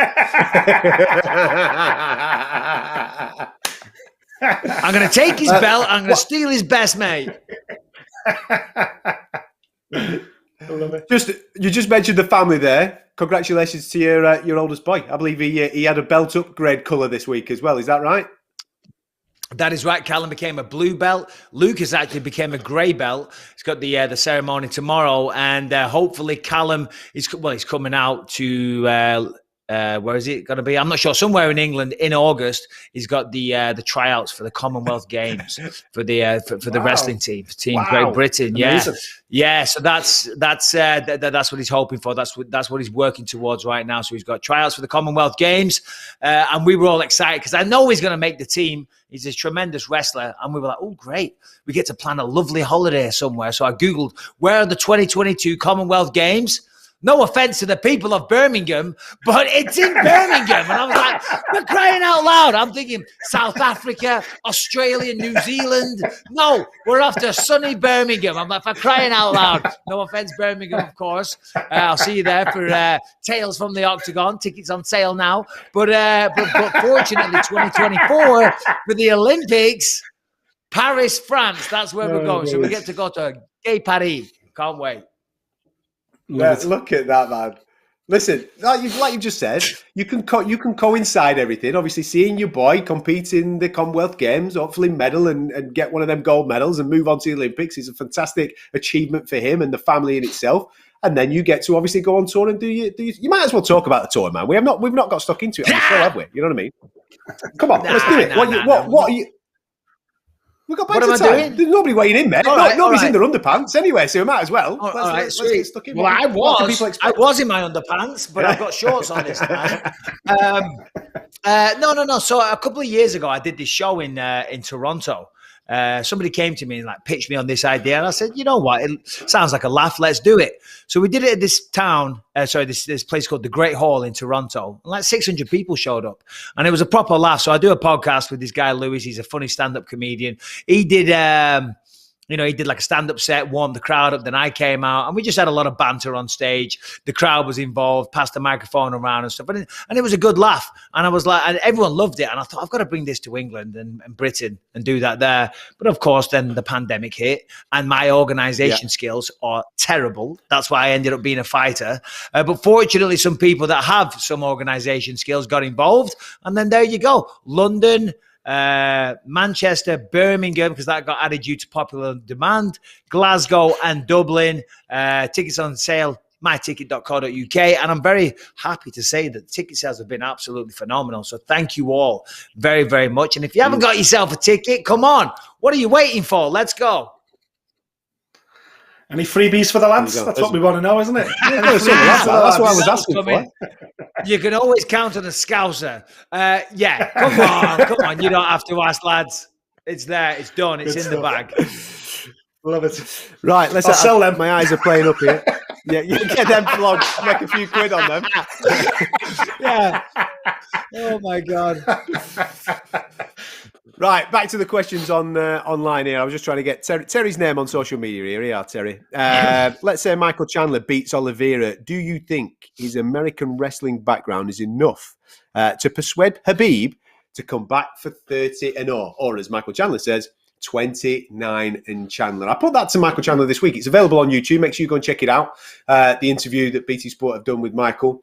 I think if Michael Chandler, and I don't know how you guys think about this, Nick, Mike, if Michael Chandler wins this weekend and then he wins the fight against the winner of Dustin and Conor, there might then start to be a narrative for Khabib to come back out of retirement, Mike, to take on Michael Chandler, because there wouldn't really necessarily be the name, the stature of a fighter there for Chandler to have in a fight off the back of Conor or Dustin.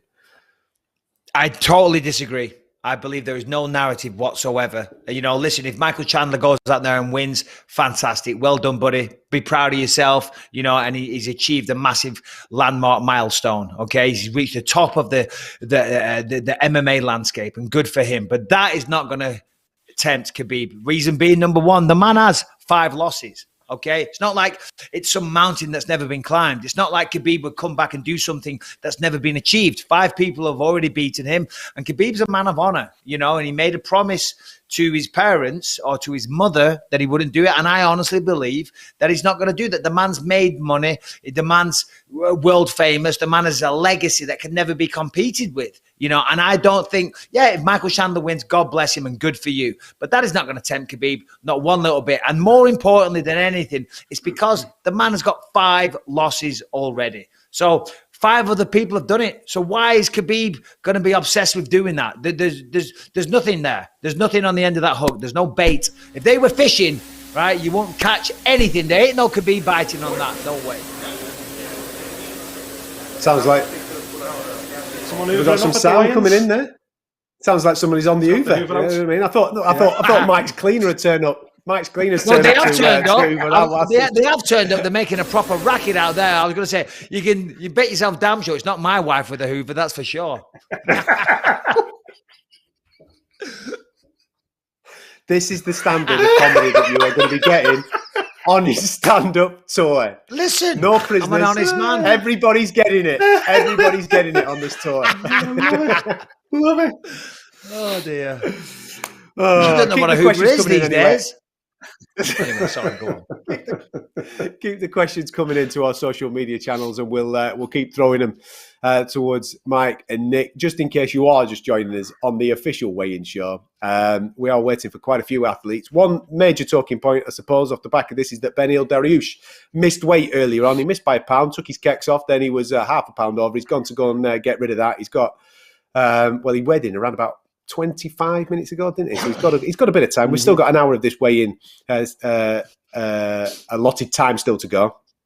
And on the main card, he's the only one to have missed weight. We're still waiting for Edson Barboza. We're still waiting for Rogerio Bontorin. But everybody else has come through, including the title fight between Charles Oliveira and Michael Chandler. They were the first 2 on the scales and both 855 pounds. So we've got a title fight that's done and dusted. On the prelims, we are still waiting. In fact, we're not waiting for anybody on the prelims. Everybody's come through on the prelims. All the prelims are done. Everybody's weighed in. Job done. So the only fighters that we're waiting for are Edson Barboza, Rogerio Bontorin, and, of course, Beneil Dariush to return to try and weigh in for that core main event against Tony Ferguson in the lightweight division. This is obviously going down, prelims from 1 a.m. In the early hours of Sunday morning, Saturday night. And the main card gets underway from 3 a.m. on BT Sport. Houston, Texas, the destination. Loads of fans in attendance. Right then. Who do you think the UFC... what do you think the UFC should do with Justin? Who's waving on the screen there? Can you see they're obviously doing some type of test, aren't they, on the old weigh-ins, trying to put us off? But what do you think they should do with Justin Gaethje next? Nick, lightweight division this weekend. We've obviously got a title fight there. We've got Tony Ferguson, Dariush. We've got the Conor McGregor fight with Dustin Poirier coming up. The trilogy there. There's a lot of sharks circling. Justin Gaethje seems to be the odd man out right now. Where do we put him? Who does he fight next? And how do we get him back into title contention quickly? Yeah, it's going to be really interesting to see what happens with Gaethje because, he was the last guy to fight Khabib. So he was the leading contender at that point in time. And Khabib retired. So in any other area, you'd think that he would be the first guy to come in for the belt. And yet, there seems to be 4 guys. Well, there is clearly 4 guys ahead of him right now. So I think he is still recovering from an injury. There was a lot of talk early on from Justin Gaethje about getting his nose pushed out here, but then he went a little bit quiet as well. So I don't know quite where he's at in terms of his recovery, in terms of whether he's able to get a fight date booked or not. But if I was Justin Gaethje, and if he is fit, then he's got to demand co-main event spots on July the 10th, surely. Regardless of who it's against, he's got to be on that bill in case either Dustin or Conor were to fall off so he can jump straight in. Because here's the guy that really should be in this mix for the title. But if you think about it, with the title going down this weekend, with the other semi-final, if you like, going down on July the 10th, the two winners are going to fight each other before the end of the year, which means Justin Gaethje is at least 6 months, if not 9 months away from a potential title shot. So he needs a big name, he needs a strong name, and he needs to make sure that he stays in this mix. Otherwise, he's going to become like the forgotten guy at 155. Mike, what's your thoughts? Yeah, no, I totally agree with Nick there. And I think, you got to stay busy in this world. Sorry, in this sport, pardon me. You're as good as your last fight. Same in boxing, and that's what the people remember. The last time he fought, he went out there and he got finished by Khabib. So he's got to change that round. Yeah. Everybody knows he's very tough. He's one of the best to do it. Excellent, well-rounded skills, but he's coming off a loss. So he needs a win and he needs a good, credible opponent. As you said, Nick, great point about co-main event on, or just being on the Conor card because, God forbid something goes wrong with Conor or Dustin, they can step in. And I think the perfect matchup is Rafael Dos Anjos. They haven't fought before. Dos Anjos is ranked number 7. Last time we saw him, I think it was when he beat Paul Felder. Justin Gaethje, Rafael Dos Anjos. I mean, that's a fantastic fire matchup in itself. And it's a logical matchup because Dos Anjos wants to get closer to fighting for a belt again. Of course, that fire still burns for him. He had his run at 170, didn't work out. Justin Gaethje would be a massive name for him to win. And for Gaethje, Dos Anjos, former champion at 155, title contender at 170, been around the sport forever. It's a credible opponent and it will be a credible win. And Dos Anjos still got plenty of gas left in the tank. So yeah, for me, Justin Gaethje, Rafael Dos Anjos. Look at this guy, eh? He must have been in the war room this week, Mr. Bisping. I think that's a hell of a matchup, sensational matchup. Let's see if the guys at the UFC, Mick and Sean, are watching the show. You know what to do. Phone Bisping, he'll take his 10%, and then he'll obviously distribute it to us when he comes over to England in the not too distant future to do his show. Yeah, I'm just waiting for Dana to retire. You know what I mean? Then I become the president. You know what I mean? Come on, we know this. It's written in the contract. Not going to happen. Keep up. Here's a little bit of fun one for you. I've not seen the one on the screen. I've just got one that has been texted me from Chris Watson. Nick, this one's for you. What's more likely, Grundy to win by Rolling Thunder or you picking Venata to beat him? What do you reckon, mate? Definitely Rolling Thunder. Let's go with it. Let's go with Grundy pulling off something spectacular. Yeah. Listen, everyone knows the score, man. I used to train at Team Carbon. I'm never going to go against those guys. Colin Heron, I've known him for over 20 years. If I dared go against a Team Carbon fighter, I would be chased around my own neighborhood. So yeah, I'm Grundy all the way, as usual. Like I'm a big Tom Aspinall fan. Like I'm a big Darren Till fan. I think everyone knows the rhetoric by now. I'll never side against those guys. So I'm going to go for Grundy by Rolling Thunder in the first round. Why not? Why not? See, the thing is, Adam, you can always rely on me for objective, impartial picks. You know what I mean? He is completely biased, 100%. If you come from the Northwest, if you come from Liverpool, he's got your back all day long. You know what I mean? But us, he classes us as woolly back, so we're not part of his clan. You know what I mean? But still, for me, I'll make honest, insightful picks, not just based on your accent. There you go. Yes, Nick. I always back Mike as well. Mike, I always blindly back you into every fight as well. Come on. Mate, I'm only messing. Come on. Everybody knows I'm biased.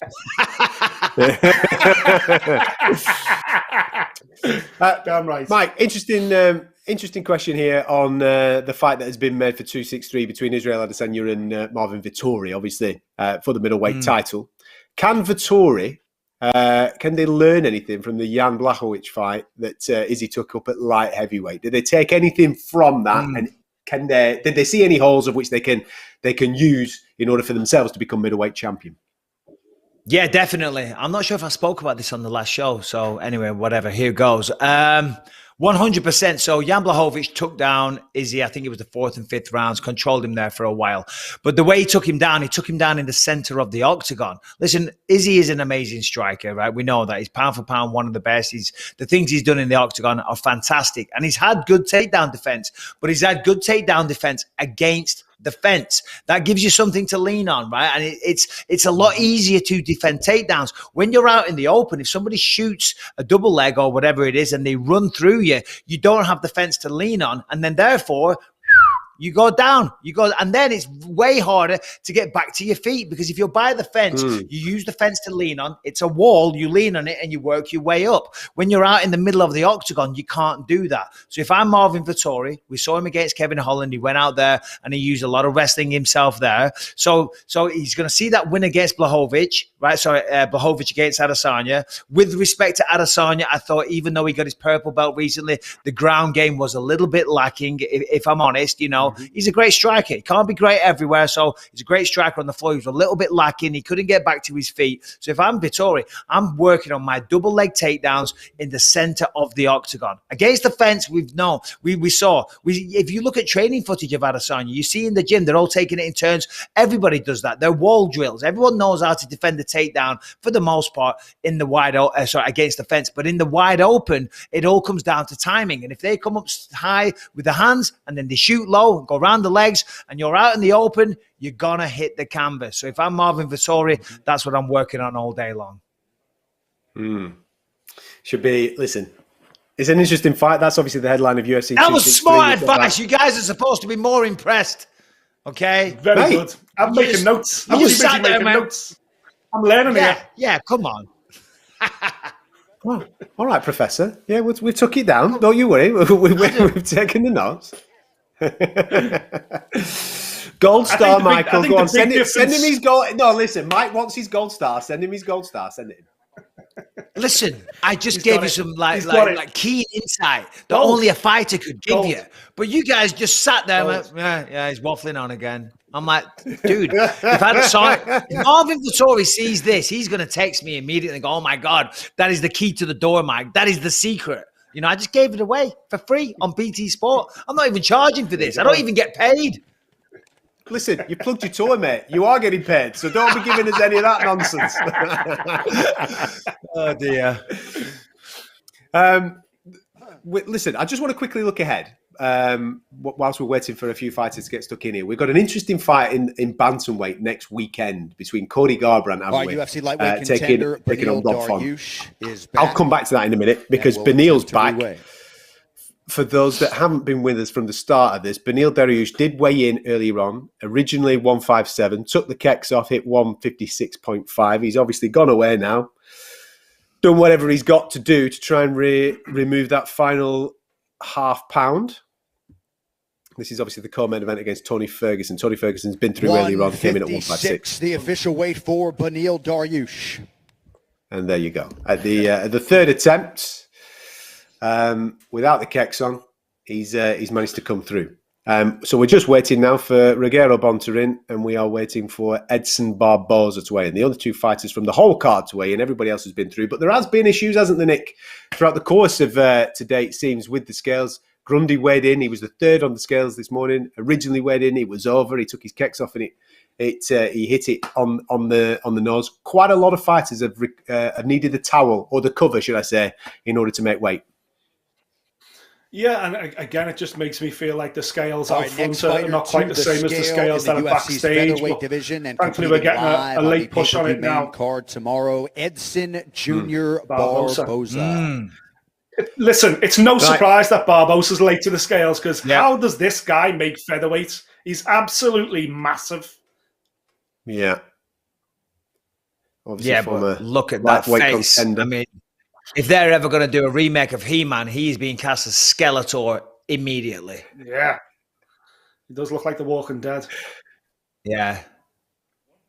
He looks very serious. 126? Whoa, you serious? See, they're all saying backstage had done it. Backstage was fine. Yeah, exactly. That's what they're all saying the same thing. I don't speak Portuguese, but that motion there is like, hey, backstage. So what's the situation here now? Get the towel out, get the Egyptian cotton off, and see what happens. Yeah. I tell you what, that commissioner, he's a bit of a jobs with, isn't he? You know what I mean? He's like, oh, no. There's an argument for a tiny little bit over. It's like, come on, pal, do me a favor. Everyone knows I struggle to make weight. I'm almost there. Rules are rules, Michael. Now, come on. I'm only kidding. 0.02. I got There we go. 4. There we go. 6, the official weight for Edson Barboza. Say there's been a few incidents like that today. Everybody's getting a little bit twitchy, aren't they? Barboza's come through, managed to make 146 naked. We're just waiting for Bontarin, Rogero Bontarin. It's our final fighter to come through. Fingers crossed he can do so. Hell of a fight. Listen, I'm glad that he's midweight. I'm glad that everything's bang on because let's be honest, boys, as this one kicks off the main card tomorrow night, Shane Burgos against Edson Barboza, every single fight fan knows full well that somebody's getting a check. Somebody's getting a bonus off the back of this. It's kicks against fists. That's basically what the fight is, isn't it, Mike? Yeah. Listen, it's essentially, as you say, a kicker versus a striker. And that kind of, in my opinion, leads towards Shane Burgos in this fight. He's going to have to, because what you want to do against a kicker, you want to crowd them. If you don't give them the space to operate, the space to throw those kicks, well, then you're into the boxer's world because they want to be in the pocket. They want to be throwing blows. And that's how Shane Burgos likes to fight. He's not scared to walk forward. He's not scared to walk through a little bit of adversity and take some punishment. So I'm leaning towards Shane Burgos in this fight. Now, of course, you can never count out Edson Barboza. The man's got power. He's got knockout ability with many of his weapons. So it's going to be a great fight, like you say. But if you want to know where I'm leaning, as I say, Shane Burgos, just stylistically and with his mentality and his aggressiveness and his chin, the man can take a shot. Yeah. I mean, he got dropped off Josh Emmett and still continued fighting throughout that fight. So I'm leaning towards Shane in this one. But Edson Barboza, always value for money. Listen, and he's got a mullet, so a well-worthy pick indeed, mate. I was just going to allude to the fight next weekend. I know that we're jumping ahead here, but I just want to quickly talk about it for the makeup of the bantamweight division. We've got, listen, we want the rematch, don't we, between Figueiredo and Moreno because they gave us a hell of a fight at the back end of last year, one of the fights of the year. But this is an interesting matchup as well next week because Rob Font has been one of those guys, Mike, that has just bubbled along, you know. Those in the game, those that watch it on a regular basis know what Rob Font's all about.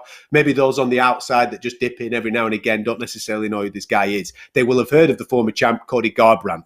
What a fight this is. 2 absolute pocket rockets with serious dynamite in their hands. Somebody surely is going over next weekend.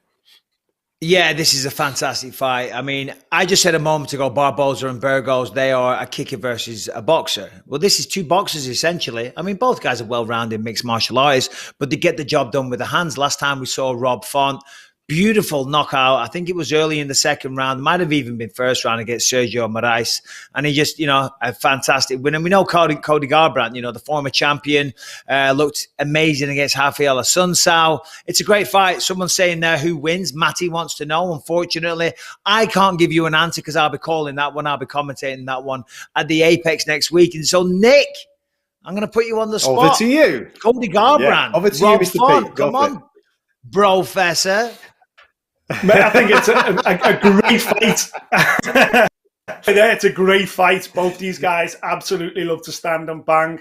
Prior to the Assunção, Garbrandt just looked like his chin had gone and looked like he was fighting with his chin in the air. But the Assunção victory was so important for him, to get that win again, to feel that knockout run right through his knuckles once more. I think when you lose a couple of fights the way he did, when you've been champion and then you lose fights back to back, you start getting knocked out regularly. You start questioning why you're in the sport, how your training system's going, what your nutrition's like. Have you still got it anymore? And all that was going through Cody Garbrandt's mind heading into that Assunção fight, and to get that kind of performance, get that knockout, feel it once again, feel what it's like to knock someone out again.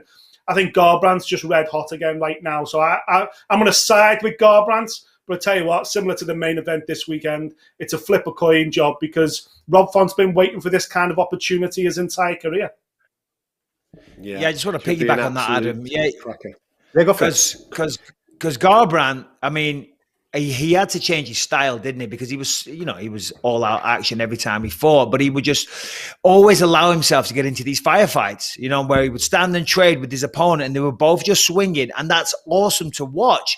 But one of you is going to go to sleep. And if you're against someone that's as equally matched, you got a 50% chance that that's going to be you. Okay, so that's why he's a fan favorite. But, you know, he had to address that. He did that with TJ. He did it against Pedro Munoz. He got sucked into that kind of wild fight and he lost. He was on the receiving end. So I think we've seen a little bit of maturity from him in the Sun Sao fight. He was still as devastating, but a little bit more calculated, you know. So, and as you said, you know, that doesn't necessarily mean that the chin is healed and it isn't spent, but it just means you got to fight a little smarter. You got to hide that chin. You got to tuck it. You got to use footwork. You got to get in and out. You know, you got to hit and not get hit. And if he does that, I think he's going to have a good night. I don't mean win. I'm not saying that, but he's going to have a better chance of winning that fight. No, it should be a cracker. Listen, I may have confused a lot of people as well because I was talking Figueiredo Moreno, which obviously is flyweights, and then these guys are obviously bantamweights. But Cody actually had a little bit of a flirt, didn't he, with thinking of going down to flyweight. He was thinking of going down and obviously trying to match up against Figueiredo. It would be interesting to see if he could make that weight, even though he looks incredibly tight at bantam. Anyway, that's a discussion for another time because this fight next weekend should be an absolute firecracker. Keep your questions coming in. I can see on the social media that they are still coming. For Mike, if you could be the president of the UFC for 24 hours, what matchups would you put together? Well, Henry Cejudo versus Amanda Nunez, right off the bat. That'd be the first one. Have someone finally shut Henry Cejudo up for 1 minute. No, I love Henry. Amanda's awesome. Who? I don't know. You put me on the spot there. What do you think? What's a matchup we need to see? I would pay the man. I would pay the man. Pay the GOAT, Johnny Bones Jones. Pay him whatever he wants. Get him in with Francis Ngannou. Let's find out who is the biggest, baddest man on the planet. Well, I'll tell you this: if you're writing $30 million checks, you will only be president for 24 hours. They'll be like, what is he doing? What is this stupid Brit doing? He's writing checks for $30 million. Get him out of there. What were we thinking? But no, you're right. I do want to see that fight, of course. Everyone wants to see that, of course. I'll tell you what was interesting, and I know that it's in the fruition, and I know at some point in the future it will happen, UFC Africa, but just to see the reception that Francis Ngannou got when he went back home with the belt, Mike, was just unbelievable, wasn't it? The whole village came out. He had the open top car ride. He was like the Pope going through Vatican City. It was unbelievable the amount of people that came out to celebrate the champ.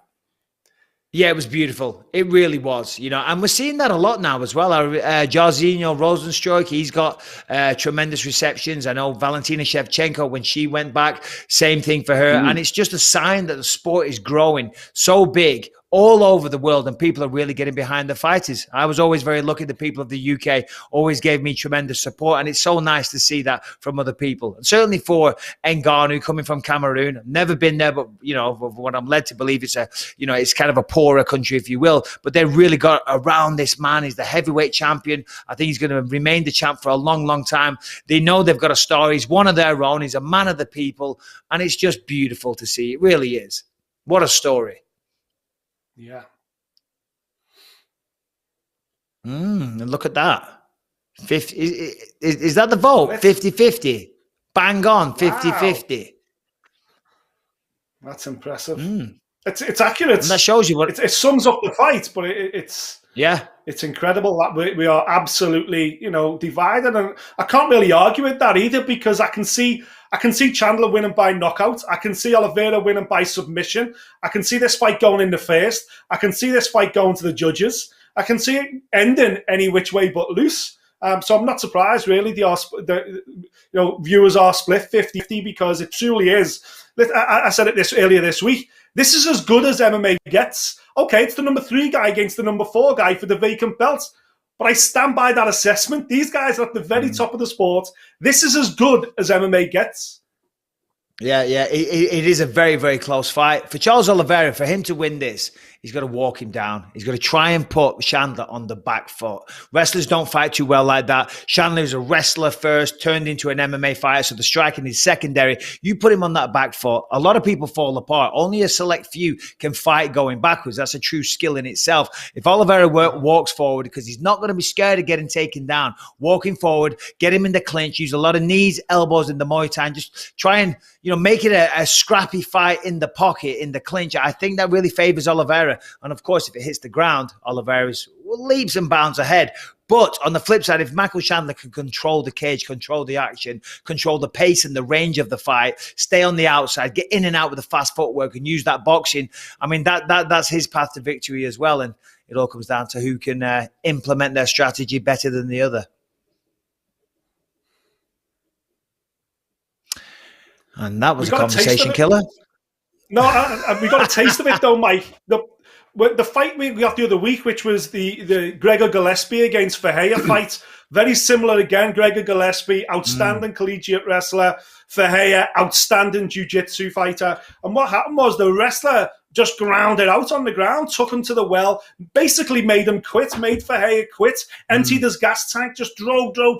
And I think that's kind of the route to victory for Michael Chandler. I think what he'll want to do is dictate the range like he did against Dan Hooker, make Oliveira go backwards up against the fence and make him fearful of those punches coming over the top. And then if he is taken down, I think Chandler's more than capable of out-wrestling him. Okay, he's up against the guy with the most submissions in UFC history, but Michael Chandler's never been submitted.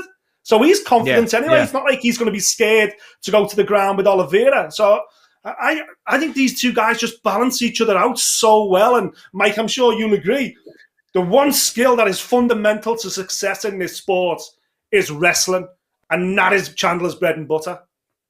Yeah, absolutely. 100%. And also, I think if there's another advantage for Michael Chandler, it's formulating a game plan. I think Oliveira, and this is kind of what's plagued his career, he's a great fighter. He's got individual skill sets that are fantastic, that are truly world class. But he doesn't come with these very well thought out game plans. We saw against Dan Hooker, that was a beautiful game plan. He set that left hook up. He was forcing Hooker to his right the whole time, went to the body with the right hand, that brings down the head, and then boom, the left hook, because Hooker was moving that way. He set that up perfectly. He's got a tremendous coach in Henry Hooft. Henry Hooft is such a great striking coach. If you ever sit down and talk to that man, the knowledge that he has on how to set traps for the strikes is incredible. And then, as you say, the wrestling's fantastic. And this isn't a jiu-jitsu competition. Like, I can roll with really, really high-level guys and not get submitted because I'm stalling them out. I'm not playing the jiu-jitsu game. Do you know what I mean? If you start playing the jiu-jitsu game and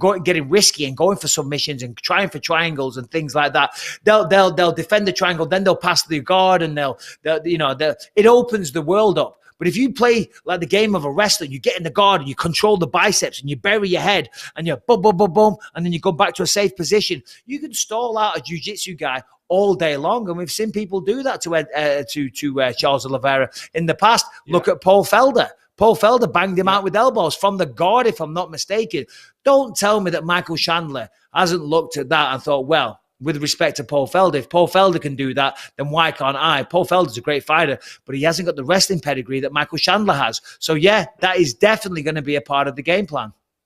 Yeah. How much of it do you think is going to come down to mindset, Mike? You know what I mean? Because like we said, the fans are split 50-50. You look at them as martial artists, and they're both extremely well-rounded. Big title fights like this, 17,000 fans in the stadium, absolutely packed out. The big moment for the pair of them. Big narrative for Chandler, obviously, with his journey as a former champion elsewhere, coming into the UFC. Charles Oliveira, we've mentioned, obviously, his start in the UFC where he had 19 fights, 10-8-1 was his record. Now he's on an 8-fight streak. He's been here for time. He's got the submission record, all those types of things. How much is this going to come down to what goes on between the ears? Well, fighting always comes down to that. You know, you go out there with your physicality and your tools, if you will, your punches, your kicks, all that stuff. That's all well and good, but this controls everything. And if this isn't right, then you're onto a loser. Listen, I'm not bragging, but I fought all over the world. I fought in many, many main events, right? I think between main and co-main events, it was like 20-something fights. But when I started fighting in title fights, that's something completely different. You know what I mean? Even though I was so experienced, more main events than both of these guys, when there was a belt on the line and they're in big arenas and there's 20, like when I fought at Madison Square Garden, even though I'd had at that time the most fights for the promotion, it's still a moment and you still kind of get bewildered by it a little bit. And that's going to be a factor for both of these guys who is used to that. We've seen historically, Oliveira sometimes can fold in these big moments, you know. Chandler, I don't know if I think he's going to handle that a little bit better. I think the crowd is going to be very pro Michael Chandler. At the weigh-ins, it seemed to be there was all the good old-fashioned USA chant. So I think the crowd's going to be on his side. That's going to be a determining factor. I feel that Michael Chandler just feels that the momentum is with him, right? The whole story, how he came to the UFC, how he knocked out Dan Hooker, how now he's fighting for the belt after one fight.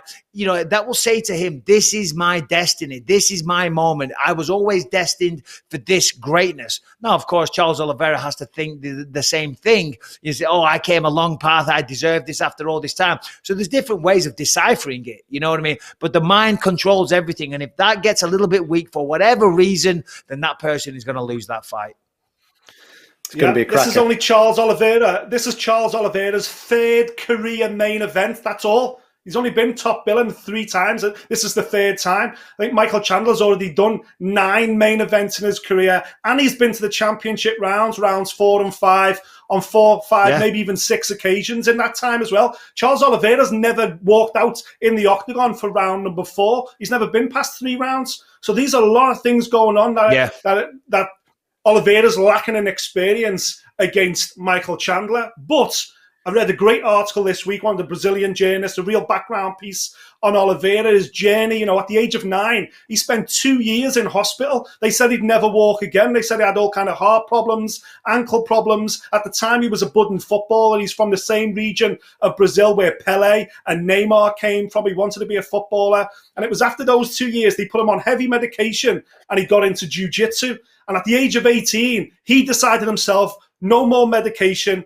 I'm already competing in jiu-jitsu and winning in jiu-jitsu.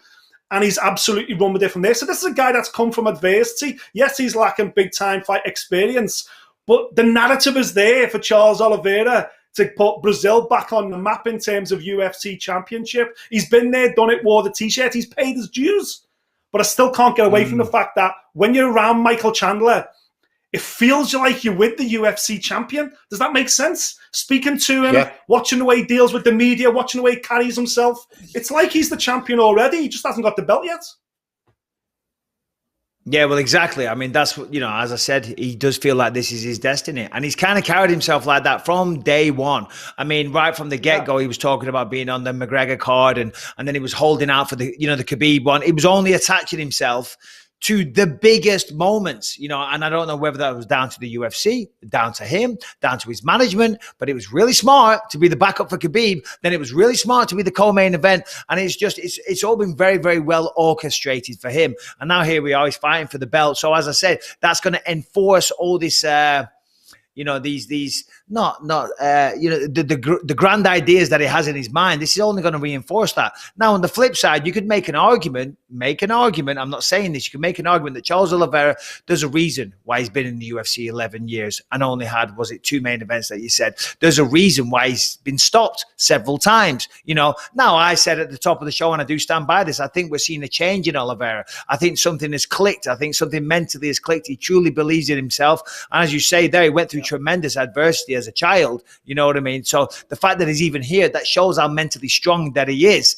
So there's different ways you can slice this, you know what I mean? Either way, I agree with it before, 50-50. This is a class fight. Class fight for the vacant title. Lightweight on the line for UFC 262 going down at Houston, Texas at the Toyota Center. 17,000 fans in attendance. Prelims on BT Sport from 1 a.m. with that main card from 3 a.m. We are just waiting for Rogerio Bontorin to weigh in. Everybody else has come through. There's been a few squeaky times, let me tell you. Benil Dariush had to weigh in on a couple of occasions, but he got the job done. It's all through on the co-main event, and the main thing is that the main event, that title fight, is on. Both guys coming through at 155. Mike, Nick's got well, he's self-proclaimed himself as the UFC commissioner, and a lot of people that watch us now on BT Sport are well and truly on board with him being the commissioner and making the greatest fights possible. There are rumours that UFC London could be a thing in the look at him, correct? UFC London could be a thing in the not too distant future. Commissioner, what suggestions have you got for maybe some matchups that we can throw out there for British fight fans to get excited about? What would you go with? Oh, I put a bunch of them on Twitter this week, and weirdly, I got massive support for it, and this is the reason why Michael remembered it. There you go. Here's my fight card live as it is. Obviously I've got Arnold Allen there, who's top 10 ranked. He's in a. It was the main event. If Till sits above that, it would be the co-main. I would love to see Jack Shaw and Nathaniel Wood. What a wonderful fight that would be, all British. And then, listen, I know we've matched them 3 times before, but Danny Roberts against Nicholas Dalby is the fight that we've just got to see. The whole of Europe is demanding it. Let's try and make that one more time. Aspinall against Spivak, another all-European fight. Listen, there's no rush with Tom Aspinall. Mark my words, this guy will fight for the heavyweight championship. There's no rush. Let's bring him along at the right kind of speed. And then, as you can see, Lerone Murphy, Molly McCann, Mark Giacchese, everyone's in there, man. Paddy the Pimlets, Paddy the Baddie making his pro debut as well. I went British bonkers. And you know what? Michael, remember this. Years ago, when the UFC first started coming to the UK, fight fans would go ballistic if we didn't get the names, if there was no Shogun Hua on there or Vanderlei Silva. Oh, we don't just want to see British fighters. That's changed now. You could just put a lineup of British fighters versus TBA and UFC would sell out. That's where we are right now. And listen, we've got the count to thank for it because we've got at least a generation of fighters now that are on their way through in the sport with genuine title aspirations. So that's why I packed it with Brits. Let's have a party and let's come out of lockdown in style. That's what I say.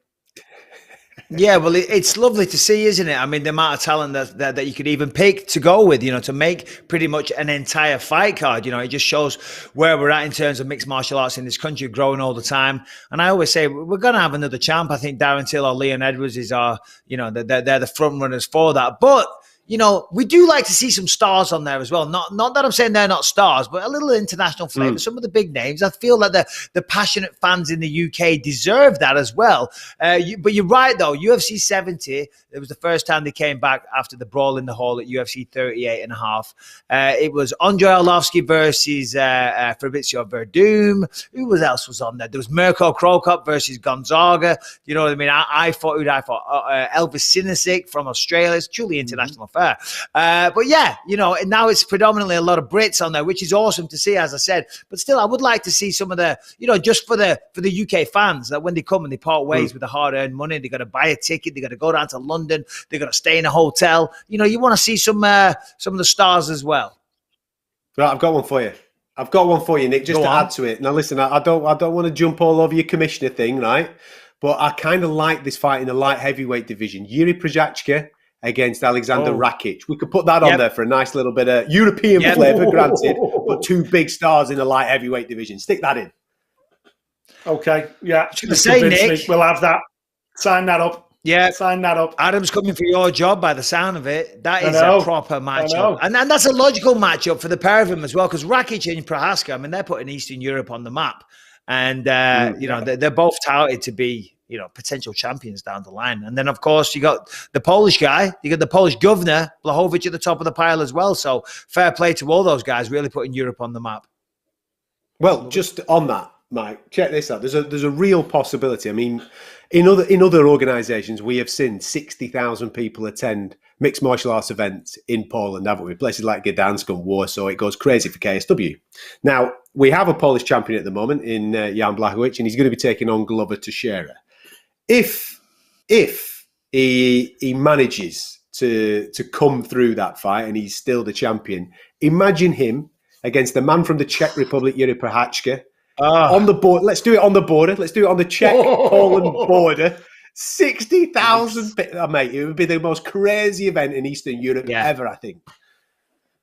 And I don't know why they're not trying to do that. You know what I mean? Because as you said, they do have massive shows in Poland. They have a real appetite for mixed martial arts. And of course, now, they've got Jan Blachowicz as the champion. As you say, Yuri's from just down the street. You throw Joanna Jędrzejczyk on there as well. Do you know what I mean? This would sell out in a heartbeat. I mean, they're big names in Poland. I mean, they're big names all over the world, but they are Polish countrymen. Put on a massive event there that would be huge for European mixed martial arts in general. Oh. Deal is in. It's only an hour on a plane for us, Nick. Mike's got a little bit longer to fly back, obviously, on, but we can get there, can't we? I'd swim. In fact, swim to get to that one. In fact, Mike, you could do it. You could do it. I'm a Polish count. Of course. Okay, so There when you we go go then. there, There you go. Yeah, it's only an hour flight for you, but you'll be in the Holiday Inn. I'll be staying at the Palace. You know what I mean? I'll be with the kings and the queens, the lords and the ladies. You know what I mean? To my people, they'll be bowing down, they'll be kissing the feet. You know what I mean? Jan Blachowicz has got nothing on me. Yeah, he's got a belt, but I'm Polish royalty, my friend. Well, on my dad's side, I'm British, but Love it. I love it. London, Birmingham, Manchester. What else are you doing? You're doing Glasgow, and now he's doing Gdansk. Yeah. There you go. That's what we're doing on the European Michael Bisping tour. Gdansk. We're off to Gdansk, mate. That's what we'll do. A few questions coming in about Leon and Nate. Obviously, we were expecting it this weekend at UFC 262. It's been pushed back a month to 263. I wouldn't say too much disruption. Yes, okay, camps may have been completed, Mike, by this point for Leon. I know that he was due to fly out, obviously, a couple on the Tuesday of this news coming through. When it did come through, it's just a bump in the road, isn't it? There's not too much to look into. It's not thrown everything in the sky. It's just maybe a case of tapering off and then coming again, ready for 263. Yeah, it's a little pain in the backside, simple as that, but ultimately not too big of a deal. It all depends on Nate Diaz. Nate Diaz said he was injured, an undisclosed injury. Why was that? You know what I mean? Was he looking for some extra time? You never know, right? You don't know really what's going on behind the scenes. I'm not saying that, by the way. Michael Bisping says Nate Diaz is lying. That's not what I'm saying. It all depends. It all depends on his injury. You know what I mean? This undisclosed injury. For Nate Diaz, I think it could be a bigger thing for him than what it is for Leon. For Leon, it's okay. Step off the gas. You know what I mean? Allow yourself to go have a cheeseburger or some pasta or whatever. You just enjoy life for a few days and then get back on the horse. Nate Diaz, we don't know if he was able to train this whole time. So I think that plays into the favor of Leon Edwards. And for Leon, I said this before, I think this is a tremendous fight for Leon Edwards. I think he's going to go out there. Nate Diaz is as tough as they come. We know this. Everyone knows this. If you watch MMA, you know Nate Diaz. There's no quitting the guy. He's as tough as he comes. He's a great boxer. Conditioning for days. Yada, yada, yada. We've heard it all before. Leon Edwards is too big and he's too good for this man. And I don't see, other than, of course, Nate Diaz has power. We saw him wobble Conor McGregor and then he got the choke. Unless he was able to rock Leon Edwards, which I don't see him having the power to do that and to get him down and look for a submission, I don't really see a way that Nate Diaz can win. Now, of course, this is Nate Diaz we're talking about, and he has pulled off the impossible before. But again, I'll say it, Leon Edwards is going to have a great performance. And I believe then the whole of the world is going to know who he is. His stock is going to skyrocket through the bloody atmosphere. And he should fight for a belt pretty soon after that. No, absolutely. And fingers crossed that all goes ahead for UFC 263. And just quickly on that, Nick, it's nice as well that obviously we've got Israel Adesanya on that card, the headline act, and a lot of people will class him as one of the big superstars of the UFC right now. So there's already going to be eyes on there. And of course, this fight itself, eyes, as Mike just said, because the biggest star, with no disrespect to anybody else that's on this card, is Nate Diaz. He is that cult hero. He brings a massive, massive audience and an opportunity for Leon, and he's stock to rise, as Mike just said a moment or two ago. Yeah, and that's what Leon's been missing, isn't it? That's been. He's got the wins. He's got the incredible win run together, the developments, everything else. He's in every other facet. He is the number one contender for a shot at Kamaru Usman in this belt. But what he's lacking is star power. And the only way you get star power is by either rocking the microphone, something that Leon has never really felt comfortable doing, or taking the star power away from someone that's already a superstar. And he's finally got that opportunity now. That's what Nate Diaz is. That's what he represents. This is it now. There is no other fight after this. Forget about what comes next. It's all about Nate Diaz. Rocky has got to do a number on Nate Diaz, and he changes his life. I guarantee we'll get the next shot after that. It's the platform that his career requires to demand a title shot is getting a superstar like Nate Diaz or like a Jorge Masvidal. It had to be one of those guys. He's got Nate Diaz. For me, it's an easier fight. I agree with Mike. Easier fight than Masvidal. And I just think that Rocky just needs to make sure he turns up on the night because it's set up for him now. He's just got to look sensational against Nate Diaz, and I believe he can do it. And I believe he can get himself a title shot, a long overdue title shot at 170. Yeah, let's hope so. Mike, what do you make of the other Diaz brothers narrative at the moment? Obviously, there's loads of chat that Nick wants to fight again. Dana's come out this week saying that he's not so sure about it. They've had a little bit of a meeting. Can you see him competing once again in the UFC? I mean, he looks like he's been training. If you see the pictures on social media, Nick Diaz looks in phenomenal shape. As we know, they do a lot of triathletes and stuff, so he always takes care of himself, I mean, we weren't in those meetings. We don't know what was said behind closed doors. So only Dana knows that, and Nick Diaz knows that. Dana said what he said. If you take word, then it doesn't sound like Nick Diaz is too hungry right now. I don't know the situation. That's what Dana said. If you listen to that, then I don't know. Maybe we won't see him fight. I just why isn't? And I kind of agree with not knowing the conversation. I see what Dana's saying, because if they did want to fight, then why isn't there a fight booked? He's in shape. You know what I mean? He's not overweight. He's not recovering from an injury or anything like that. And he's getting older all the time. You know what I mean? His prime potentially is maybe passing by. He's been away from the sport now for 5 years? You know what I mean? It's a big break.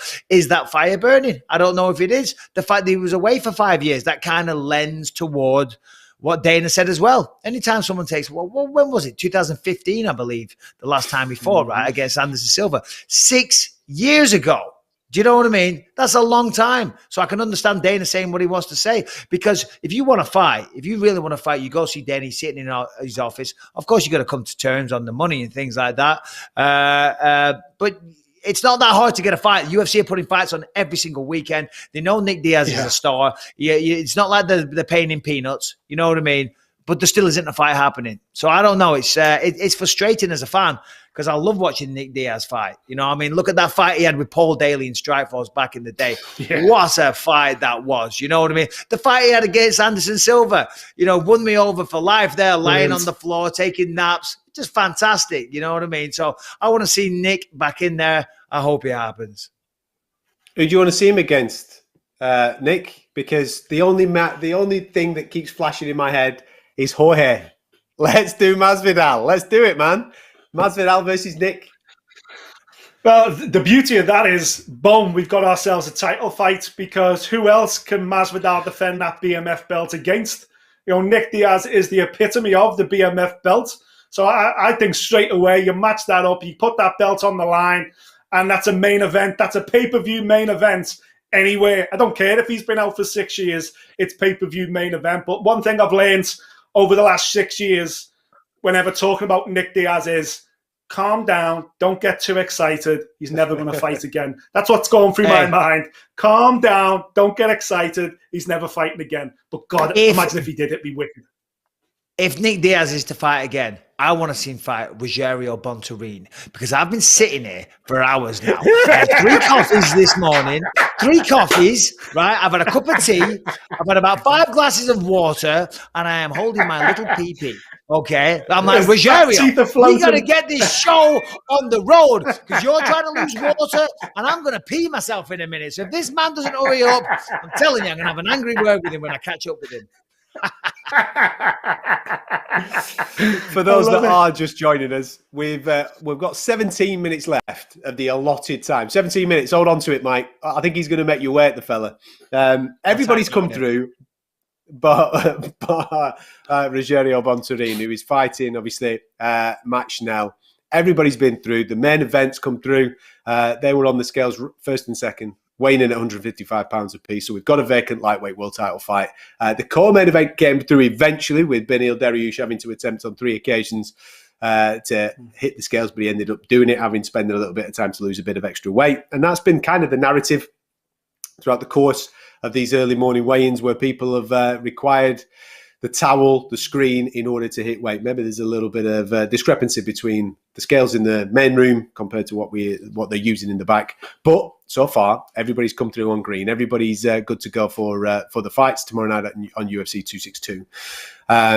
Bar Rogerio Bontorin, and God help him when Michael Bisping gets hold of him. Jeez, it's good. It's funny that Mike's absolutely bursting for a pee, and Bontorin's just praying he could pee. Probably backstage, wishing he could make weight. This is the weird thing. He's a 125er, Mike, and this fight's been made at 135. Okay, he's coming at late notice, but it was 2 weeks ago he got notice, and they obviously moved it for 135 to accommodate him. but he's never missed 125 before. So strange that it's taken this long, because this doesn't look good to me. It doesn't look good. You're absolutely right. It doesn't bode well for his conditioning, right? Because as you say, normally 125, this is at 135. He had 2 weeks. I don't know, of course, 2 weeks isn't a full fight camp, but it's enough to try and make some changes to your body to eliminate carbohydrates and do the necessary things that you need to do to try and make weight when you're given an extra 10 pounds. And the fact that now we're running out of the allotted time shows that maybe he was out of shape. He let himself go in between training camps. He's a little bit heavier than what he normally is. And you're right, he is praying to have a pee, just like I am as well, because it's so typical. Because when you're trying to make weight, I remember you're there with all your team, and like you in between, like being in the sauna, you're led on the floor, and you go, like, oh my god, you get so excited. You're like, and Perillo's like, what is it? What is it? I'm like, I need a pee. And everyone in the room is like, yes! It's like we've won the lottery. And you know what I mean? And I get up and I go to the trough, and I'm standing there, and it's the most pathetic little flip. And I'm like, oh, for crying out loud. Talk about an anticlimax, you know what I mean? So that's Rogerio Bontorin right now. He's standing there. He's staring at the toilet. He's squeezing. He's, come on, we got this. We can do this, baby. But no avail yet. And I'm going to pee myself with Rogerio Bontorin. So please, whatever you got to do, make it snappy. Let's go. Let's talk about waterfalls and rivers and streams. I seen a lovely waterfall last weekend. Yeah. Oh, beautiful. Oh dear, leave me alone. You see people tuning into this show. They see the glamour of fight night, don't they? They see you coming out to the Blur song, a little bit of woohoo and all that type of thing. They see you get the knockout victory. They see you with the Union Jack flag. They see the celebrations. The crowd are going wild. But what they don't see, Michael, is the pain that you went through in order to be there, my man. Standing over that trough, squeezing one out, son. You know what I mean? That's the real fight. That's the proper fight, not what he does on the octagon. A little bit of hint for you, a little bit of a tip. If you ever need to go, and maybe Rogerio should be listening to this right now. I saw a doctor recently, and I had to, a while ago, for one of my operations, I had to give a sample. What are you going to say now? What are you going to say now? I'm not going to say anything. You're lying, right? Yeah, no, I'm not saying anything bad. I'm saying the doctor said you're going to give us a pee sample, Michael. And I was like, I've literally just been. And he said, no, it's okay. A little tip for you. He said, what you do is you take your fingers and just prod into your abdomen very, very hard, and it makes you go again. And it does. I do it all the time now. So just give yourself a little prod in the midsection, nice and hard. It gets the waters flowing. So Rogerio, if you're listening out there, buddy, come on. Just prod the fingers. That's all you got to do in the stomach repeatedly. You'll be peeing for days. I wondered where you were sticking them fingers a minute ago, mate. I was thinking, don't you dare. Oh, no, please, come on. I'm not that bad. You're going to get me fired. Oh, dear. Oh, yeah. Woo! The producers are like that now. Woo-hoo! Yeah, they're like, oh, my God. Just a little prod in the abdomen. Credit, please. That's all you need. A little prod in the abdomen gets a little bit of extra water out. There you go. Yeah, it does. Works for me. Get that done. Come on, buddy. You can do it. Oh, my days. Now, with that in mind, if you are just joining us, it is the weigh-in show. That's why Mike's giving us tips on how to weigh in and what should be being done right at this moment in time for Rogerio Bontorin, who is on the main card. That's why we're waiting for him. He was boosted to the main card as well off the back of two fights that fell off. This particular card would have been pushed back. One been pushed back a month in Nate Diaz and Leon Edwards, and of course Jaco Manson and Edmund Shabazian has been pushed back an extra week. Interesting matchup that in the middleweight division, but we'll get stuck into that a little bit more on next week's show as we build up towards all that. Everybody's come through. Everybody's weighed in. The title fight is on. As I said, we're just waiting for one fighter in Rogerio Bontorin. Gents, we don't have the footage of this. But I know that you're both fully aware of it. Mike, whilst you were catching some Zeds with the time difference and what have you, our mate Mr. Till was having some fun with Hamzat Chimaev. Now, I know that obviously we've been speaking about Darren on the show and his potential matchup with Derek Brunson and that falling in August and various other matchups that may be falling afterwards. But you've got to give it to him. Just rocking up into somebody's Instagram live, having a little bit of a crack with Khamzat, who we're all expecting to be back sometime soon. I got told summertime that Khamzat, now that he's after the lingering effects of his COVID diagnosis, fingers crossed he's back, healthy and ready to rock and roll. We can't wait to see him back in there. But Till, never one to stand on ceremony, gets stuck into the old Instagram and starts giving Khamzat a little bit of abuse in hopefully the build-up to his fight with Neil Magny, because that's a hot rumour as well. Yeah, no, listen, Darren Till's awesome, isn't he? Come on, man. How can you not be entertained by Darren Till? And I love the zero respect that he gives to anybody on the roster. Does not care, do you know what I mean? I've been abused by him many times, and Khamzat, you know, I'm not sure in Chechnya they quite get the Scouse sense of humour. And at one point, Khamzat even brings out a flick knife, and I was like, it scared the hell out of me. I was like, oh my God, do not go to Chechnya, Darren. But Khamzat, God bless him, what a fighter. But the banter level was at zero. There was no banter from Khamzat, and I'm not sure he even knew what was going on, because Darren was just leaps of it. He was walking all over him in terms of banter. We're going to have to get some type of subtitles, aren't we, Nick? You're going to have to kind of maybe speak to Khamzat just to let him know, listen, he's on the wind-up. He's having a little bit of a crack here, because Till was going full throttle at him, just driving along in his car on the old social media, as you do, whilst Khamzat sat there asking him for a fight. Yeah, man, let's do it. Have we got a bit of action here? We've got a towel out. What? Come on. It surprises me why any of these fighters let Till on their Insta stories. As soon as you're seeing Darren Till wants to join, you'd just be like, no, but hey-ho. Let's see. Here we go. You know what? You can do it, son. You can do it. We believe in you. I'm surprised he's even on scales, to be honest. I thought they were going to call this fight. But all right, our final athlete to weigh in this morning, the 9th-ranked flyweight in the world, competing as a bantamweight here tomorrow, Rogerio Bontorin. There you go. Career flyweight, highly ranked in the flyweight division. Sometimes you plan for that. You know what I mean? Some people like to get on the scale nice and early. Other people say, no, listen, we have a 2-hour window. Let's go at the end. You don't know how they structured it. So maybe, obviously he's got he's naked behind there. So that's not a good sign. Hands are up in the air, so he's not holding on to anything to make himself lighter. But as I say, maybe this was the plan. You know what I'm saying? So maybe it's not a panicking situation. There he is. Left touch, Larry. Oh, dear. Look, there it is. You stop tapping. Just stop tapping, look. Little tapping. Ooh. There's a lot of movement then. Look at the eyes. Look at the eyes on Bontorin as well. He does not look too confident. That's not level, mate. The eyes don't lie. That's pretty level to me. Ish. What is he doing? That's too much. That's too much. Come on, mate. You got one job.